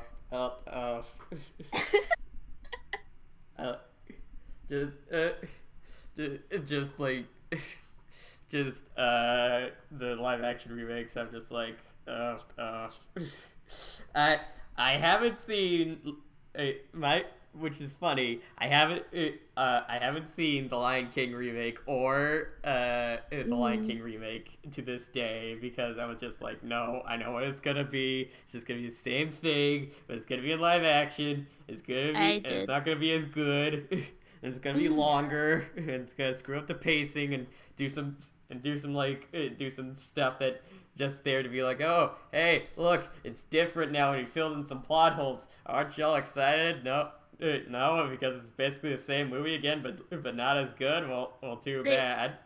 They didn't have expression. They didn't have enough feeling. It's just like. I want my cats to emote. Dang it. Yeah. The death scene didn't make me cry. What, Galen? I didn't hear They what you ruined said. one of the best Disney songs. Oh, was it Be Prepared? Yes, he didn't even sing. He did oh it. no! What? He What's like the point? he just sang like just a tiny, tiny bit of the chorus, and then it just cut off. And it's like, no, my favorite villain song. How dare you? That and literally Yeah. everything else in the song was just him going like, "Be prepared for the chance of a lifetime," and all he's doing is saying it. And it's like, no. Scar! No! Yeah, like, all the Disney live action remakes, it's just... besides Jungle Book. Jungle Book was the only one that I was just like, yeah, that's better than the original. But then again, Jungle Book was like a mid-tier Disney film, so... It actually kind of makes sense to redo the Jungle Book, because it was just like, we can actually do it better this time, instead of like, we can actually do it better this time and stuff. But like with their other movies that are like Beauty and the Beast and Lion King and just classic of classics and stuff, you're just like, no, they're already pretty much they're already amazing. Okay, so all right, got a question in the chat. What? CE asks, here's a question. What animation studio would make the best Undertale animated series? Oh. I would say one of the anime studio, like Bones. Or PA Works or something like that. Friggin' Trigger, the creators of Kill la Kill. Trigger, yeah. Yeah. Creators I don't of, know like, what I was. Studio Sorry. Ghibli. Oh, Ghibli, that'd be so cool. Doesn't I don't know Disney why- own Ghibli And too? But we could never Oh, review yeah. it or show any footage on it online ever, because Studio Ghibli Damn is it. like the most strict thing when it comes to that. I know. Oh, I oof. can't even rent it. It's like, I actually watched Ghibli's first movie just a little while ago, Nausicaa and the Valley of the Winds, and that's a damn good movie. That's a great first movie from a studio. But yeah. Yeah. Kayla, what do you think? I don't know why. I was thinking DreamWorks actually, because they have a. I don't know. Thinking of like Shrek and like How to Train Your Dragon, they have very good sense of like making a story with drama in it, but also making it funny. That's kind of what Undertale Yeah. is very good at. Maybe they wouldn't do the feelsy parts that well that you end up crying your eyes out, but maybe Ghibli would be better at that. But I think like a 3D CGI Undertale by DreamWorks would be a pretty cool thing. In my opinion, really. But like, I just imagine Shrek like dressed up as Asgore or something. Oh no. Somebody. It would look weird. It would look weird in CGI. I don't think it would. It depends on how they do it. If it's like cell shaded and stuff. You know that's that people are like, oh, Sans in Smash Brothers. No, I want Undyne in Smash Brothers because Undyne and Oh, that'd be so cool. Yeah, because one, she has a freaking unique weapon, a spear, and not like the 80th person with a sword in that game. And two, she'd actually be a good character to play as, because unlike say Sans, which is like his abilities are like super situational and stuff. There's super situational stuff. Undyne is like a legit, just like regular, like sort of fighter person. Yeah. Yeah, she would be super cool there. Damn it, Tubby. Oh well, it had to be. Yeah, I also think of I can just think of the reveal trailer. Reveal trailer can be like similar to like it can be like Undead like standing up on like that like rock face that we see her stand on right before in Gabe it happens, and it's like she like shoots a spear right at Mario, just comes out being like human. We're gonna throw down. You won't stand a chance. And then the title, the title card's just like, Undyne answers the bell or something like that. And Ghibli can 360 no scope the feels. Oh yeah. Yeah, totally. But It would be like Undyne enters with determination. Undyne delivers justice. Yeah. yes. Oh, dude, just imagine like the remix of like Spear of Justice and like all of Undyne's tracks in. Yes. I was gonna say, I'm Lorelai. Say, sorry, I forgot if I got noticed, but I was called Mr. Lorelai earlier. Yes, I'm Lorelai. It's not a Mister. It's a friend of mine. But I was gonna comment on it, but I forgot. But yeah. M. Lorelai. Oh, I don't know why I put Mister. It's okay. It made Undertale that would turn Frisk into a child and they would have Seth Rogen voice Asgore. No. Get James Earl Jones to voice Asgore or someone like that. Oh no. What the hell, Laura? Laura asks, I have a question. Are you wiser or whiter for watching Hamilton? Okay, so no, because like this week I watched Hamilton with Lorelai, actually, the musical for the first time, and also I must say I had no idea Hamilton was a real person. I am that far behind from. I mean, out of people to know out of American history, the first Treasury Secretary is not one of them. True. But like at the very end, I was like, I feel wiser now for watching all this. But Lorelai like started laughing for like 5 minutes, and I'm like, what happened? And she thought I said I feel wider now for watching Hamilton. I'm like, oh, I mean Hamilton. Hamilton. I actually looked it up, and it's not historically accurate. It's very at all. amazing. Yeah. I cried. It's not really historically accurate at all. Do you have a Discord server for your channel? We are actually recording on Discord. The Determined Podcast is, but I don't think GaelRice has a Discord for their channel at all. Yeah, I do, but I don't advertise it much. Let's say like. I mean, it took me a while to find Lynx Griffin has it as a Discord, and it took me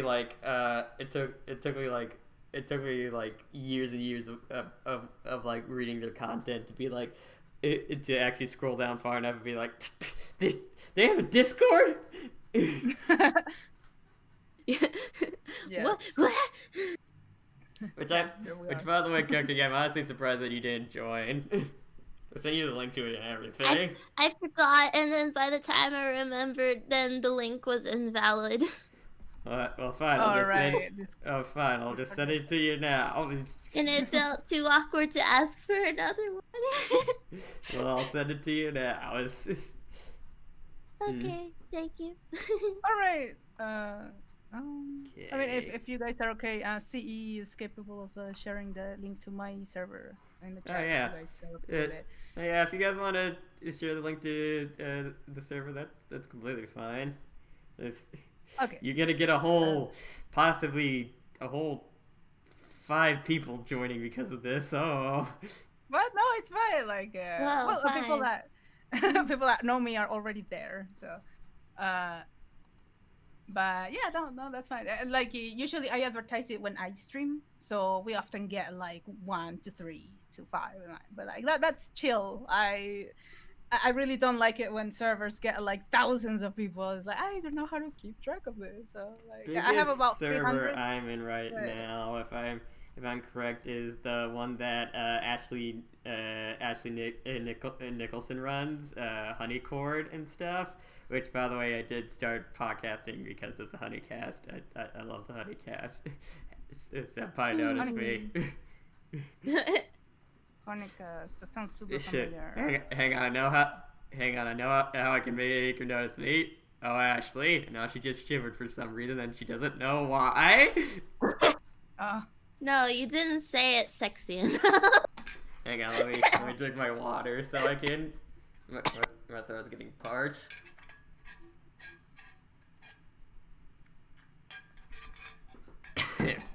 Chronicast.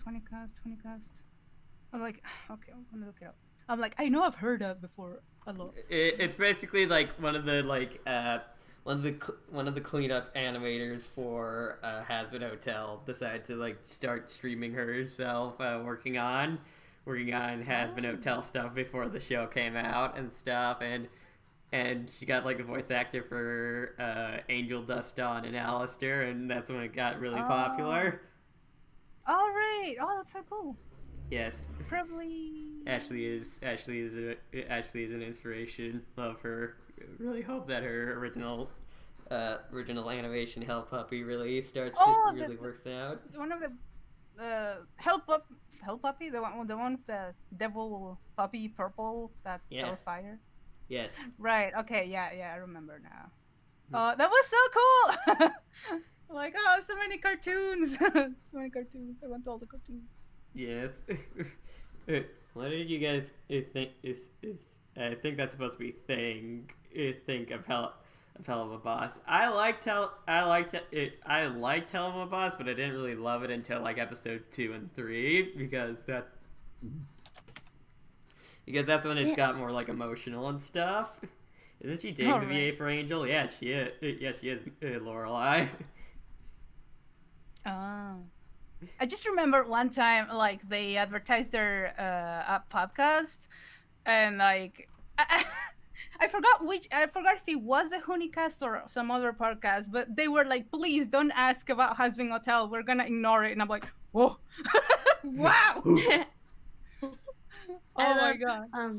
But talking about, Hell of a Boss, I love Octavia. I love her. Oh yeah, especially little baby Octavia. Just completely love her. Yeah. Also, like, people simping for Luna and stuff. I didn't really get that till like episode 3 that actually showed like more of a softer side than her being more awkward. Now I'm just like, oh god, she's so cute. Luna cute, not gonna lie. Yeah. I like Vortex. Yes, be a big strong wolf boy. Yee. I remember when that episode came out. I was just like, busy Pop. You can't just drop this. I'm having pansexual furry panic right now. But yeah, also Millie and Moxie in that show, so cute.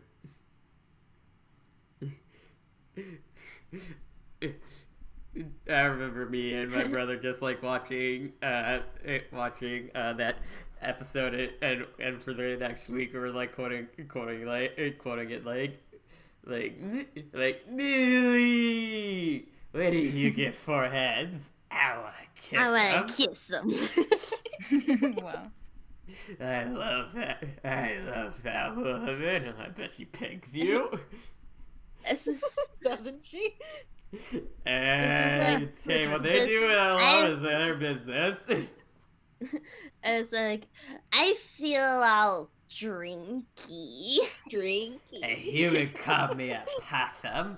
I am not a possum. He just sounded so offended. Yeah. I love it. Okay, this is not the topic we're supposed to be talking about, though. What happened? So, Undertale. Yeah. Okay, so this is a kind of interesting question I wanted to ask you. We talked a lot about Undertale and stuff, but I never really got I don't think I've ever really got your opinions on Deltarune and stuff, and I guess Undyne's character Undyne and Alphys' character more specifically and stuff. Yeah, from Deltarune's a thing. Yeah, Deltarune. Remember that. Stay off topic. Yeah, no, Deltarune, I loved it. I first chapter, I'm like, chef's kiss, amazing. I am looking forward to like it like on its own. It felt like, so what's next, right? So like if it were only one game, that would be like, I don't know. But it's the fact that that's a build up for whatever comes after chapter 4, 5, and shit. I love Susie. I love Ralsei. I hate Chris. I love Wait, everyone what? else. Chris. He hasn't even done anything. They haven't even done anything yet. Exactly. They didn't do anything, and they should be. I don't know. They should at least be. I don't know, nicer or something. Like, I feel more for every other character than Chris. But well, Chris is supposed to be like the vessel, so it makes sense. But I just don't like that you don't see their eyes like it's an emo kid, and I'm like, yeah, that was me when I was 13. I don't want to be that again. Undyne is Pog. Oh my god. Emo Undyne. Oh no. But yeah, like I'm very happy with the first chapter. I just thought this. Yeah, my skin. Oh god. And like, I think it was very interesting, the whole like Undyne and Alphys don't know each other. Like that opens a possibility to like, oh, maybe you get them together like in the upcoming chapters, or maybe they don't get together. That would be very interesting too. It would be like, well, some people would be angry, but I think that would be pretty unique. I would be one of those people.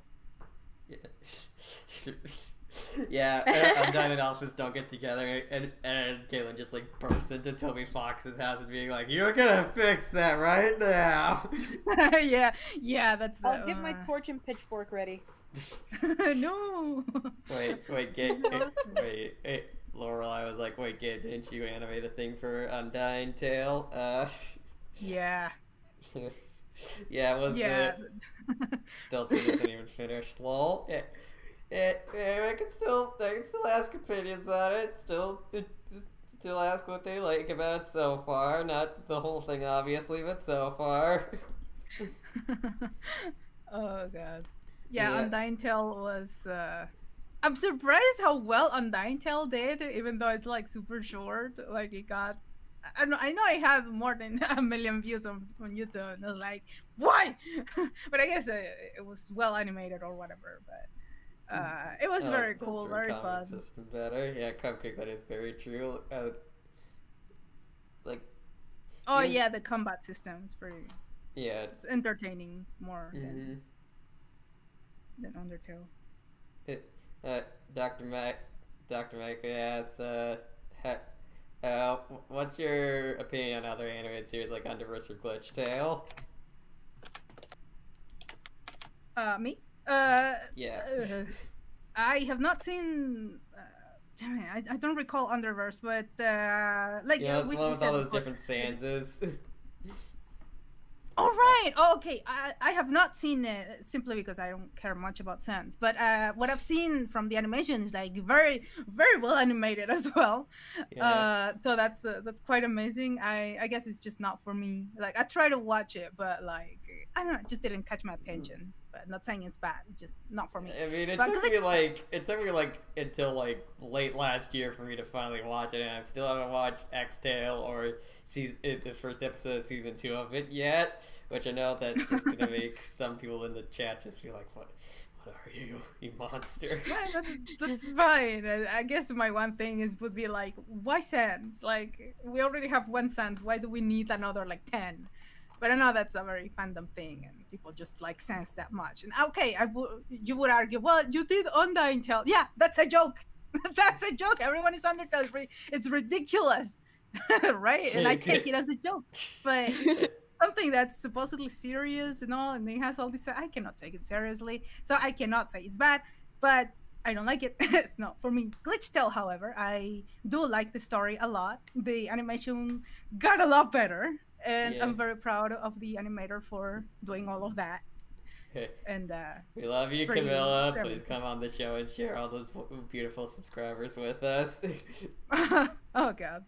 She's very busy. Okay, shilling time. Cammy, please come on. The creator of Underverse, please come on. Absolute Dream, you still haven't returned my email, you jerk. And yeah. Oh, wow. But it's fine. They are like the more popular they are, the more busy they are. I'm pretty sure they have offers like this like every day. Like for Yeah. me, it's because I just don't get myself out there that much. So like, I mean, you do stream a like whole I bunch. can. Well, yeah, but let's say I'm not looking to like, I don't know, being podcasts or much and stuff. So I don't know. I get an offer, I take it because I don't know, it's fun. Undertale, heck yeah. In my personal opinion on Glitchtale is I really liked it a whole bunch. I think it does have problems. I'm not gonna say it doesn't, For sure. but yeah, I think it's a good show. I don't believe like ever since season 2 episode 4 part 2 Made of Love came out, or just LOVE came out. I feel like that was kind of a high point of the show, mainly because it hit me most in the feels because my sweet baby Azrael got hurt so bad. But yeah, Oh god. Yeah. and also the fight between Frisk and Bet Noir was so good. Yeah. Yeah, very well done. Right in the feels. Caleb, I was gonna. There was a part of me that's like, oh, I should ask about Glitchtale forever, but I'm just like, oh yeah, you haven't seen basically any other Undertale AU stuff, have you? No, I have not. I should send you that. I'm sure you would really like it. That's the thing. Pat, Do you have any opinions on Glitchtale or Underverse, Cupcake? I like to watch them, and they make me cry. Nice. Yeah, they're very feels heavy. Very cool. Yeah. That's a talent. Oh yeah, Lorelai asked earlier, what do you guys think of Undertale the Musical? Yes. You guys heard it? Yeah. That's it. Yes. I like it. Man on the internet, hire me, please. Yeah. Oh, man on the Yeah, internet. man on the internet, come on the show. Oh god, yeah. It's like, God, I cannot say I watch all of it. I only like listen Yeah, to I the only- Undyne ones. I only listen to my favorite songs, which are like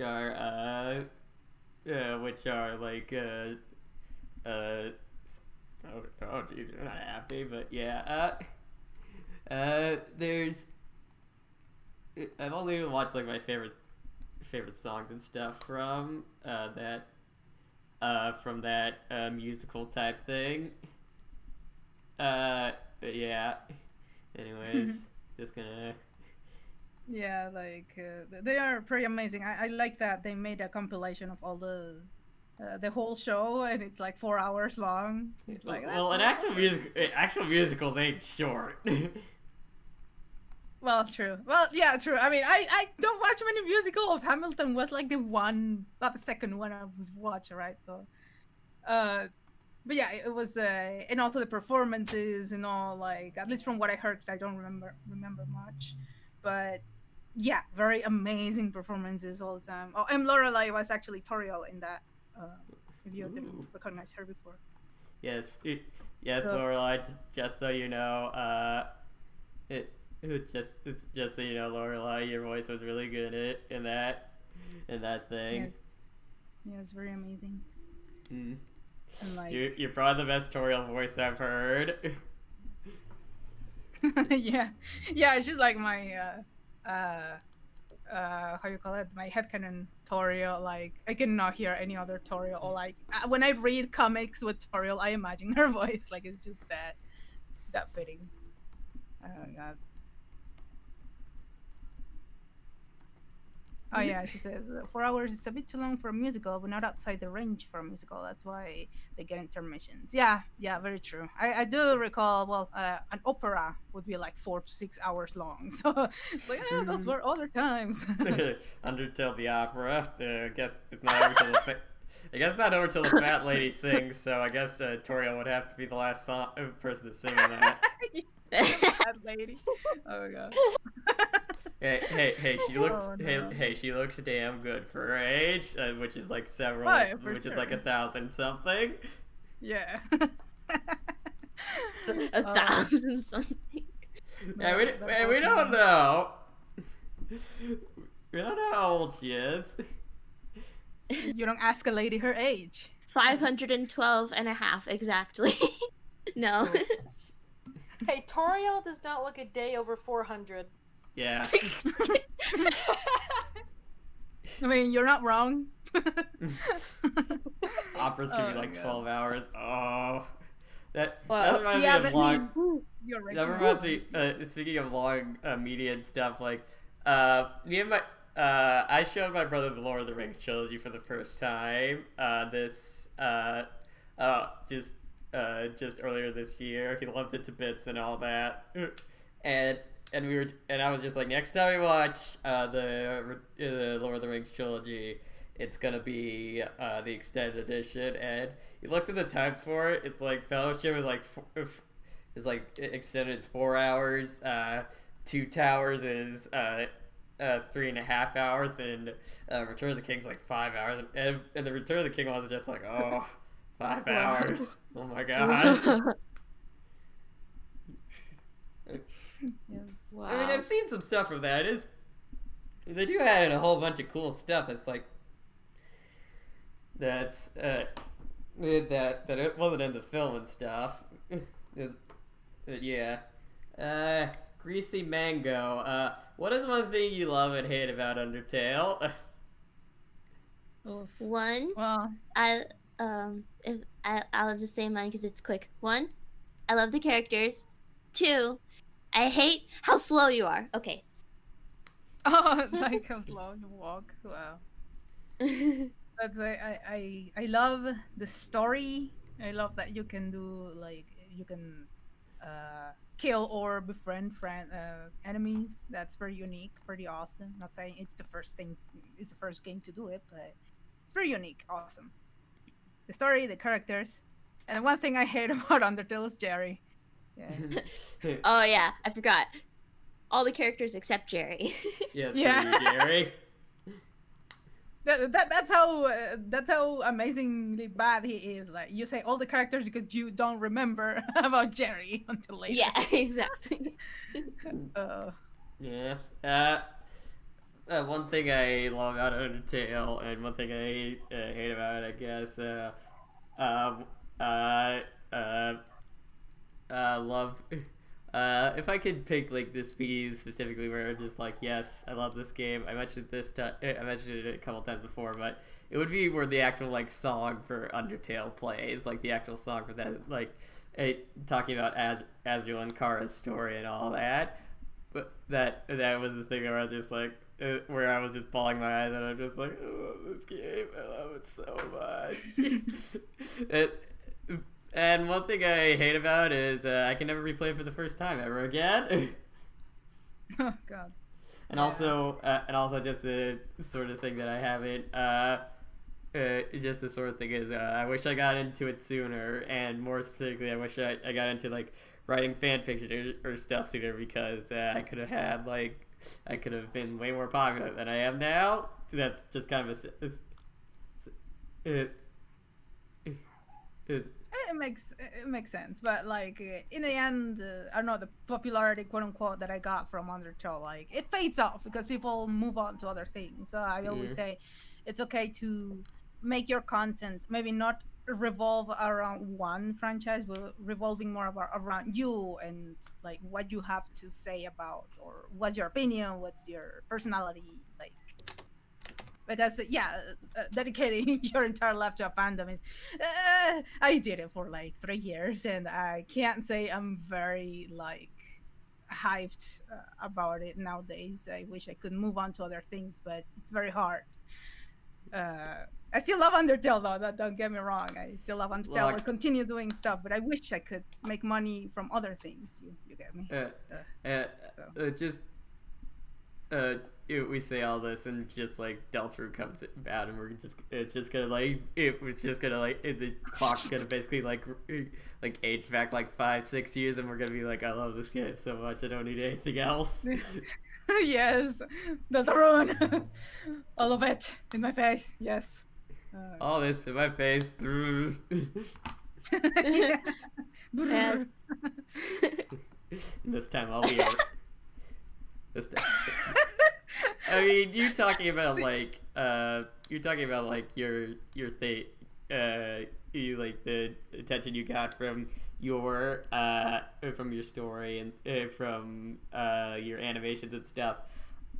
I have a somewhat similar thing with that. Like, I think the best thing I've written is this one fanfic I called the Disappearance of Frisk's Dreamer, which is basically the conceit of that is like, hey, what if instead of Undertale Asriel turning back into the flower, you woke up and he was like in his Deltarune body and stuff. Interesting. Yeah, and I think that's the best thing I've written so far.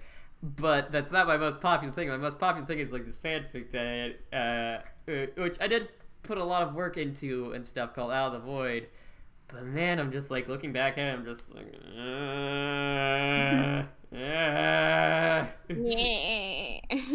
Yeah, that happens. Yeah, just those things. I remember this one thing. I think it was like TC96 like retweeted or made this or someone asked her this, and it was just like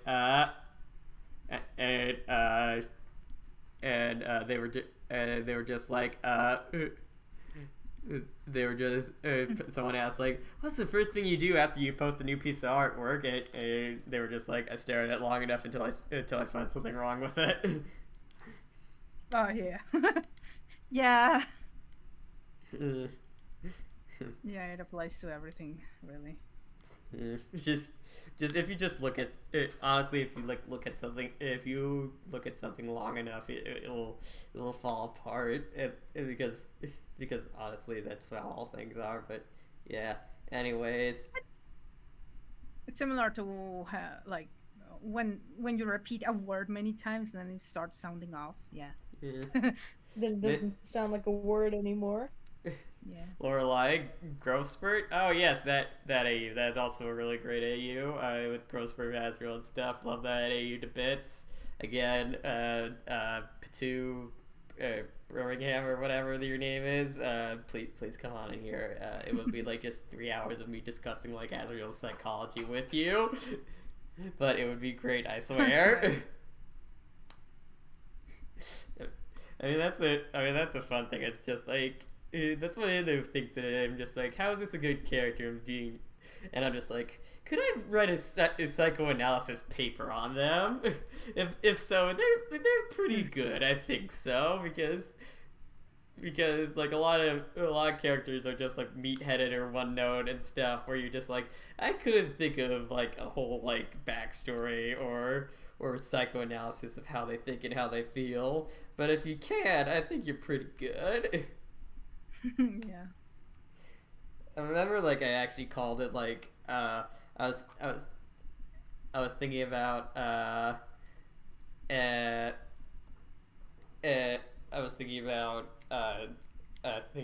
actually like writing a post on like how to write good fan fiction / good characters and stuff, and it was bringing up Evangelion again. I want to coin this term. It was called the Shinji Ikari test, where it was basically like, not to most specifically say that your character is good, but if your character is deep, it's like you can it's like the thing of like, okay, so spoiler warning, but near the end of Evangelion, the film, well, also the series. Whatever. Anyways, Yeah. there are these scenes where it's like a whole big like deep dive into like Shinji's psychology and insecurities and all that, and I'm just like, if you can do that with a character, you're pretty good. That doesn't mean they're a good character, but at least they have depth. They at least have something under the surface. So, yeah, it's Shinji card test. But Undertale X Among Us, oh god. I've seen a couple of things about that. Oh god, that exists. Yeah. Grease and Mango, I like these series because there's less people and it isn't going as fast and people can actually have conversations. Yeah, it is nice that we can actually like talk to you guys and not being like 10 other messages come up before I can even read yours. Yeah, that's when My favorite Harrison Smith. My favorite AUs at the moment are Grossberg, Deeper Down, Inverted Fate, and Underverse / Xtale. Love Grossberg. Love Deeper Down. I actually did a big interview with Ziragi, the artist and writer for that. Inverted Fate. I know the person. I wanted them to come onto the podcast. It's podcast and stuff, but they're really busy and we can't find the right time for it. And Underverse, I know I at least like the first season, and Xtale is also but I know Xtale is also really good. But yeah, Lorelai, I still prefer the Deltarune AU because it's canon. Well, that's the question of what you consider canon. Yeah, like if you consider something Toby Fox wrote, then yeah. Otherwise, I guess it's pretty free form that anything can be canon. Like the whole AUs or like the whole like different timelines and stuff. That's pretty cool, though. Yeah, I do love all those AUs that Harrison Smith just listed, even though I haven't watched Xtale yet. I'm sorry, I'll get to it. But anyways, alright, I've been going for quite a while. I mean, we don't have to stop yet, but but should at least thinking about ending soon. Hey, it's been a while. Speaking of which, Crystal Pokeball, didn't you say you could only be on for an hour and it's like 2 hours and 16 minutes and you're still here? I did, but then it's like I can just do whatever I'm doing after. Okay. I mean, it's your time management. I mean, you're the one that has like a gazillion things going on, like you working a regular job, you running a Pokemon YouTube channel, you trying to make an animation while being the head person of that while trying to manage all that stuff, like while actually animating and making music for it and all that. Just every time I look at how much stuff you do, I'm just like, how do you do that? Like, it takes me like weeks to just like write a chapter of one of my fanfics, and you're just like, I just have those sort of time management skills and stuff. It's just like, teach me your ways. So great, task manager. Yeah.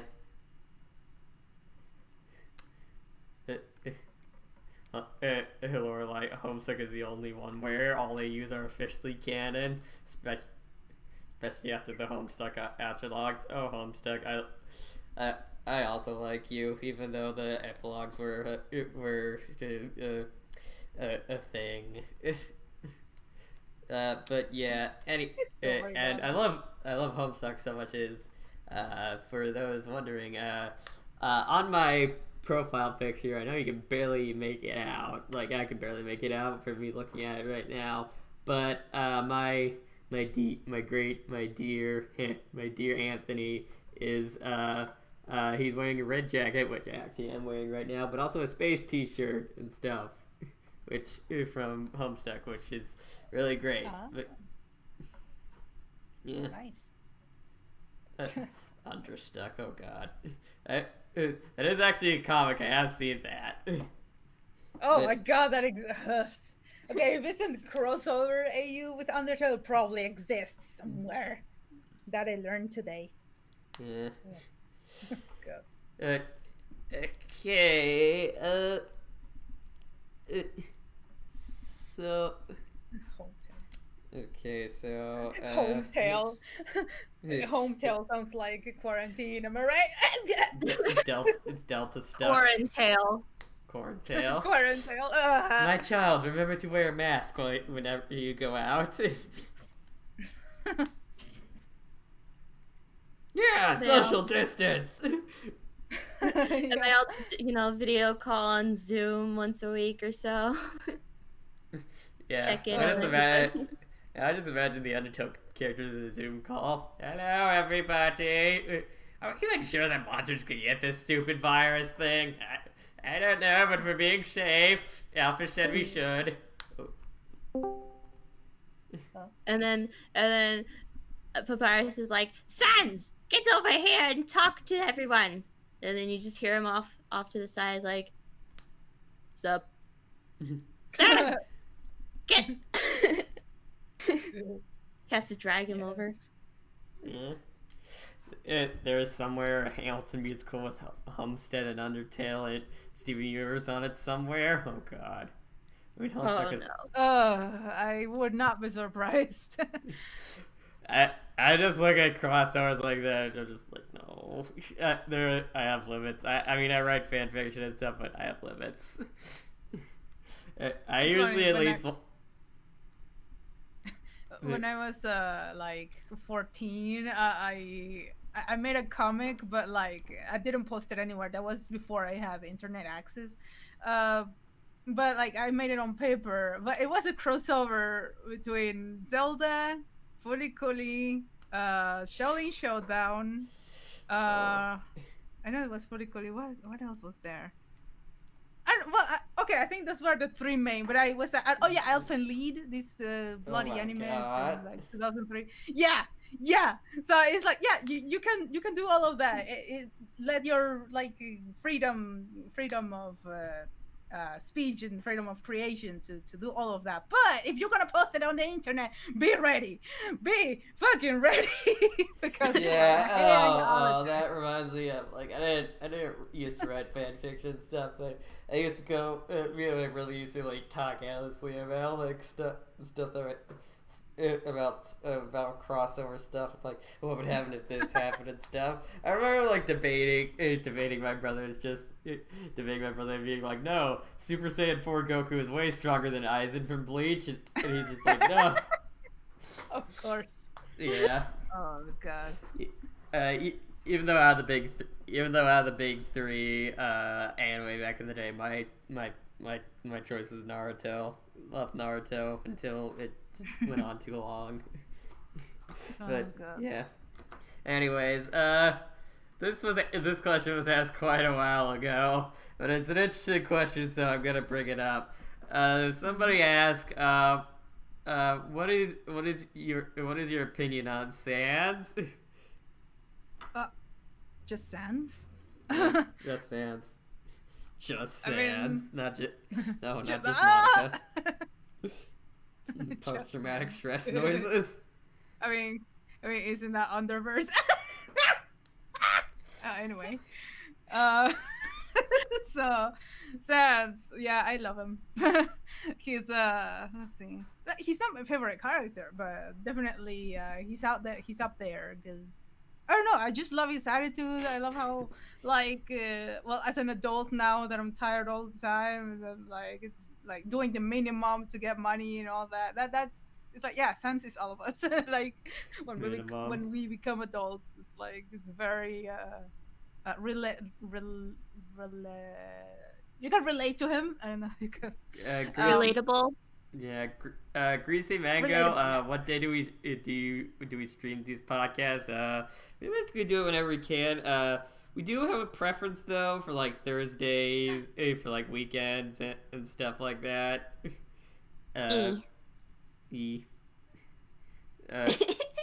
Yeah. I like how Lorelai in the chat's just like just monkey. Oh no, that's that's been my Twitter lately. Just monkey. Just I just love monkeys. They're so cute. They are cute. Oh god. It's like me. It's like me with deer, or Cupcake with ducks, or Me with ducks. yeah. Yeah, we all have that one animal we love. Yes. I don't know what Caitlin's animal is. What is your animal, Caitlin? Wolves. Wolves, nice. Spirit animal. Wolves are majestic. Lord, what the hell? Laura's like, gave thirst for monkey on me. Yes! And What about it? You want to fight? Just takes a bottle. But yeah, I used to run a League of Legends blog and Tumblr like years ago. Oh, Like, wow. it There is was no the- monkey the jail. monkey Can't jail. hold them. Yeah, they break out. They're smart. I like Yes. deer when it's just like, what's that shiny thing off in the distance? Wait, it's getting closer. Oh god, it's a car. Oh heck. Can't bonk a gorilla. Oh, you can. It's just that you won't live to tell the tale. Yes. Duck, just duck. Oh, that's so cute. Those are some adorable ducks. The angry blue snake Yeah, in Twitch chat just having the adorable puppy face. That's nice. Nice that anyone's looking at my Twitch. Honestly, a lot of the time I only get a whole bunch of. A lot of times the most views I get is on the YouTube streams. Oddly enough. Oh my god, the you know how the emojis on the YouTube chat are different? The monkey emoji is so cute! Oh, of course. GaelRice. It's just like different. Welcome to the Toad Like, Podcast with GaelRice. See him freak out about monkeys for 2 hours. Yes, that's. I mean, my streams like for the last I don't know 3 months, it's been just monkey. Just gonna send you a bunch of monkey fan art now. Just Yay! I just love monkeys. They're so cute, and I love the Monkey King. He's so cool. yes, yes, Sung Wukong. Have you seen like that? There was this channel called Overly Sarcastic Productions that does the series on like does a series on actually like basically a summary slash animatic thing for Journey to the West. Really? I have not heard of that. Holy Yeah, shit! You have yeah, to send me that now. yeah, I'm just gonna send you that because Yes, thank you. Oh god, I found something I found recently is like a series of. I forgot what I was looking for, but I found like a YouTube Kids show. It's fully animated, like in Flash. It actually looks great, and it tells the story of the Journey to the West. But they didn't finish it. Like the last thing they posted was like I don't know a year ago, but they didn't finish it. I'm like, I want more. I want to go. I want to know where it goes. Damn it. Damn it, YouTube Kids with all those budgets. I don't know where you get them, but I'm like, well, hell yeah, keep going. Tell the story Yeah. of the monkey. The kids there's need to know. only The Journey to the West. there's only eight parts for this Journey to the West thing out right now, but they're just like it's basically like they start with like covering like the big stuff, then it's just like it gets into a routine after a while because that's kind of the type of story that Journey to the West is. It is like a long running shonen anime. It's just like after a while it's just like it just gets to kind of a formula after a while, and the person just like I'm just gonna do the interesting bits because we'd be here all day if yeah. Yeah. Oh, Legend Summarize. Oh, that looks so cool. Yes. Nice. They do a whole bunch of other stuff too. Like they do like Greek myths. They do like modern classics, and they do a whole bunch of other stuff. It is great. You should check it out. Overly Sarcastic Production is a great producer of stuff. Nice. See, a magical girl show, but she turns into a monkey and has to overcome other magical girls by being not nice to monkeys. Yes. Yes, I'm stealing that. if not a whole on like show, it would probably be like a background like novella or show like in my comics. Like it's what playing in the background on TV.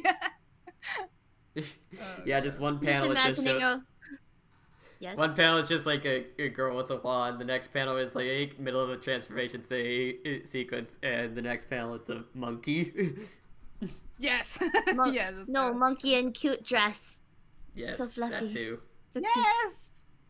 Yes. Because magical girls, there has to be cute dresses. Yeah. Yeah. Or sailor suits if it's Sailor Moon. Just cute True. outfits in general. Yeah. Alright. Yeah.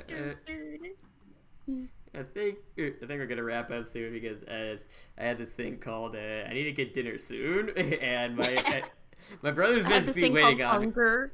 Yeah, my brother's I've been eating. my been brother's eating all the basically time. waiting on me for me to come in and like we used to get dinner at like 6:30, so so yeah. Anyways, he's just waiting for me to like finish up so we can go eat. But yeah, Sailor Monkey. Oh god. Yes. Yes. Thank you for the idea. I'm trying that later. Oh jeez. People talk about Undyne tail. Where's Monkey Tail? Just Oh. Oh. Monkey tail. Everyone is monkeys. Nice. Yes. First magical first magical girl, Heartbeat. Heartbeam. Second magical girl, Moonhammer. Third magical girl, I bite. Bite. Count. I go Yes. nom. Yum. Oh my god. Okay. Yeah. Anyways. Okay, so we should wrap this up. Like one or two more questions. Remember, guys in the chat, if you want to ask any more questions, you should do so now because we're gonna be wrapping up pretty soon. Ask Because, them now or we, forever hold your peace. the stream was chatting about our day to Monkey Magical Girl. I mean, yes. Is that a problem? Yeah. That's You very want much to my make something stream. of it? It's pretty much my streams in a nutshell. Like we start off, I don't know, doing something, and we end up doing something completely different, and in between. Question, you're other cool. very That's different not things. question, Lorelai. That's just a statement. A question has to have a question mark at the end. Yeah. You're cool. I mean, I guess. So CE asked, what artists do you follow? I think we all follow a whole bunch of artists, but if you're asking for like favorites, I have a couple. Like the person that I. Yeah. The people I really like is like Dragon Fox Girl, TC96 for their Undertale stuff and their Pokemon stuff and just their general artwork, and just a whole bunch of other people and stuff. Follow a whole bunch of furries on Twitter. Yeah, my Twitter's in the description. Want to see me sim for some furries? Just go there. Oh god, furries. I mean, I like following Lynx Griffin and Undertale yeah, Lynx Griffin. thingums. She's great. Go check out her stuff. If you already haven't, even though it's most likely that you have because her work's so influential in Undertale stuff. This is an animation question. Do you do timing sheets or just wing it? Eh? Wait, who asked that? Lynx Lynx Griffin. Griffin. Timing sheets or just wing it? Timing sheets. I'm not sure what you mean by that. Like, what I know of timing sheets is like when you're gonna do lip sync, but back in the day when you didn't have like audio to play while you were animating, you needed like a timeline thing. There's probably like nowadays you use that for like, I don't know, just to do an animation and know exactly when a scene starts and when a scene ends. I do not. I just like, I go by like by visual and auditory thing because yeah, I tried this in college. They actually made us do stuff in college where like you have to before you start animating or start doing the animation, you have to time like the storyboard and all But every time I did it before I saw it in action, it never worked. Like I just don't know how to measure time when it's like written down. I have to see it. I have to live it. So now that I don't have to do that because I'm not in a studio, thankfully, uh, I just no, I just go by. Okay, this scene is long enough. This scene is too short. Then that's it. Like I don't write down. But I don't say you should do this. But if you feel better like doing time sheets beforehand and all that, well, do it. It's better. If you're gonna work at a studio someday, it's gonna be very useful. So I recommend at least getting used to them. Yeah, speaking of Links Griffin, she actually does work at a studio, or she was actually one of the storyboarders for My Little Pony Friendship is Magic for some of the later seasons. Really? Yeah. That's awesome. Ah. Yeah, her So, yeah, her Undertale concept is just it's like her side project to her side project. Like she had this whole original comic called the Skybox and stuff, and then Undertale came out and she was just like, hey, I want to do a side comic for Undertale and stuff, and yeah, she's just one of those other masters that was like managing time, and I'm just like, how do you do that? How? Question mark? Greasy Mango asks, should I do a monkey have a magical monkey staff or a magical monkey hammer? There's two sides to this. Monkey staff is more classic and stuff. That is the weapon that Sun Wukong uses. Well, it's not really a staff. Yeah. It's like a big metal column that he shrunk after looking over a bunch of weapons and being like, I don't want any of these. Hang on. What's this giant pull? Let me just shrink it down. And it's mine now. Yeah, and but Monkey Hammer, like they're more like if you're imagining more of a brute force character, yeah, that would. Yeah. Yeah. That. I think a magical girl with a hammer would be very aesthetically pleasing. Yeah. Silhouette wise and all that. Monkey gonna whack you with your hammer. Yeah. Oh, I guess I imagine of Rose from what's her name? Rose from Sonic, the girl Sonic. Amy Rose. Amy. Yeah. Amy. That she has a big hammer. I think it's a nice aesthetic. Oh god, I was a big Sonic fan back in the day. Oh god. Yeah, Sonic's pretty cool. It has a pretty chill fandom too. Yeah. Who was the better poser, Mediton or Undyne? Well, the thing is, like, Undyne's posing is like natural talent and stuff. Mediton's posing is like he practices each and every day. So, can you really? Yeah, is it fair to compare? Yeah. Or if Undyne is a good poser, like it's because she just does it without thinking, while Mediton like tries very hard. Yeah. So. Anyways, Gabe, are you the hero? No, Undyne's the hero. Gabe's just Gabe is the hero for making that animation and voice acting for a whole bunch of it and stuff. But he's not the hero. That's what Undyne's for. Yeah, she's the hero that's gonna kill a child, of course. for their soul. Yeah. But, no, like I remember when I first. No, I just I remember when I first saw like that really, really short trailer for the hero where it was just like Frisk showing mercy to Undyne.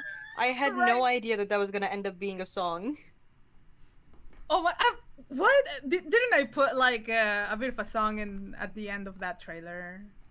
I put the piano of the. Well, maybe if you're not thinking of the "I'm the Bad Guy" song, maybe you haven't heard it. You wouldn't have recognized it. But I thought that would be a little giveaway that it would be a musical. But that's pretty cool though, because I did get a lot of a lot of comments going like, I was not expecting that to turn into a musical. I'm like, I mean, cool. Sorry. Poor lie in the chat. Hey, that child is squinting pretty suspiciously. Yeah. Yes. It came out with me with a knife, I swear. Yeah. Oh gosh. Yeah, good times. Yeah. The hero is probably my favorite animation from you. It is just like really awesome. I mean, for the meme worthiness of it, I do also really like wear a mask and stuff just for how funny it is. But Yeah. also, Gabe is an Yeah, but amazing it's not, singer. like, Gabe is a fully good animated. singer.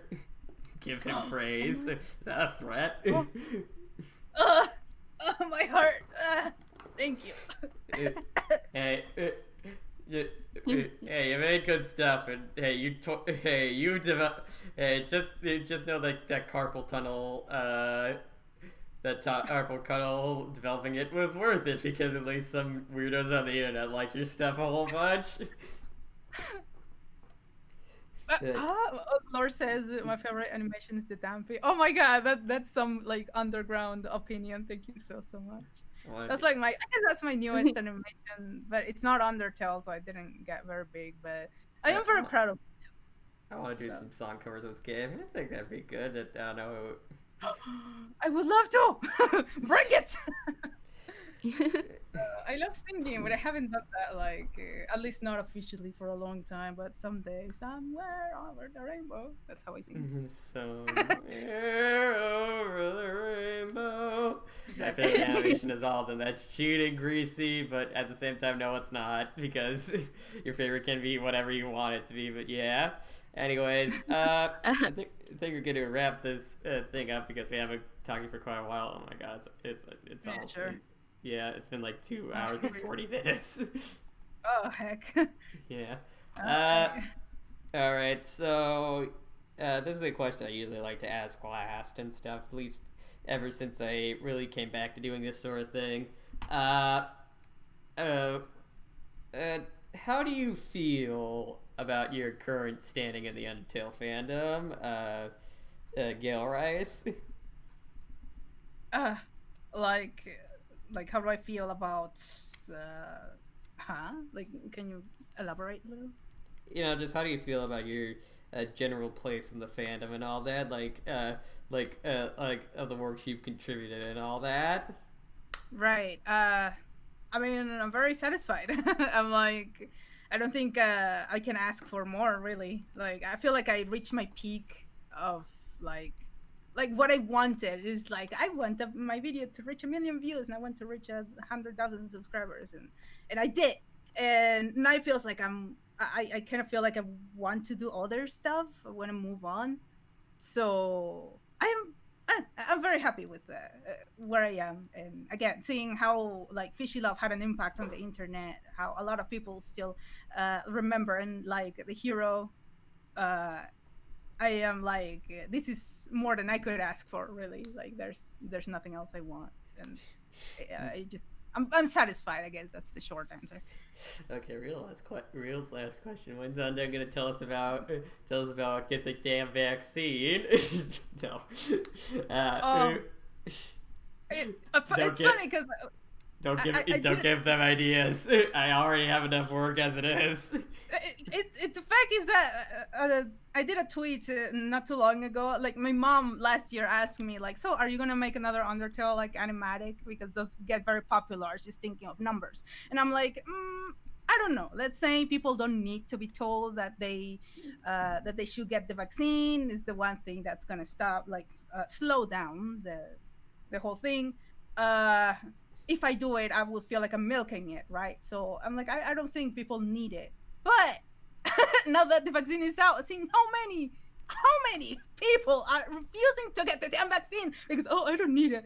Oh my god, I think I do need to do this now because people are okay, you out there, if you're listening to this, please if you can get the vaccine, do it. But I know young people are not gonna get it anytime soon. Yeah, but if you know, I'm a young 20-something, a young healthy 20-something. I'm not getting it for a while. Yeah, and I'm almost 30, and it's like I don't see any distant future where I'm getting it either. Like my dad is a teacher, he hasn't gotten it yet, and he's like past 60. So it's like, but if you know as someone that could get the vaccine, but they don't want to for any reason, please just go tell them in the face and never stop reminding them, please get the damn vaccine. We need to like slow down this thing. It's the only way. But I think I need to make a video about that someday. Not yet, but someday. This year for sure. I mean, you got your audio clip right there. Oh, I mean, sure. That's right, guys. It's gonna be a trilogy of Undyne yelling to you about doing things you should be doing already about the coronavirus. It's like I thought the same about the wear a mask. Like I got the idea back in like March, June. 2020, but I'm like, people don't need to be told to wear a mask. Like people are not that stupid. And then I was proven wrong, sadly, and now I'm being proven wrong again. Anyway. So passionate. I mean, yes, because my God, it's like the only thing that's gonna slow it down for real. If you don't want to wear a fucking mask, at least wear a fucking vaccine. But yeah, that's it. I thought you said wear a vaccine. It's just like that's kind of hard. What do you just put like the needle on your? What do you just like get some string and like tie the needle around your neck or something? I don't know. I mean, better than nothing. Statement. Oh my God! But yeah. Yeah. Anyways, I think we're gonna wrap this thing up. So thanks so much for all of you coming here. Thank you, Crystal Pokeball. Thank you, Cupcake Paints, and thank you, GaelRice, for all coming here. Also, it was nice to not be the only guy on here for once because it's been kind of awkward. I mean, I like hanging out with girls and stuff, but I'm just like sometimes I feel outnumbered. But yeah, anyways, yeah, it's been really nice talking with all of you today. So yeah, for those wondering what's next for the Determined podcast, not entirely sure, but the next thing that I'm going to be the next person I'm gonna try and get to interview is Trash Queen, the creator of Ask Frisk and Company, a really big ass blog that I really liked back in the day, and a whole bunch of other people really liked, and it's still being worked on to this day. So yeah, hopefully I'll be able to get her at that because Vanwood's my end for that.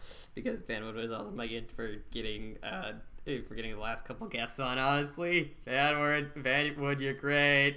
When you're Vanwood, love you. Yeah. When you get this, please message Trash Queen, ask her if she wants to be on or not. But yeah. Anyways, I hope all of you have a good night. Take care. And remember, stay determined. Yes, stay determined. And and wear a mask. And also read my comic. It's called My Companion Rock. I just look it up. It's pretty cool. Thank you. Bye. Yes, thank you for watching. The monkey comic. Yeah. Monkey. Okay, Caitlin, you have to say it. We can't end it until you say it. Huh? What? Stay determined. We always say stay determined, then we end the podcast. Okay. There we go. See you later, guys. Stay determined. Stay determined. So long.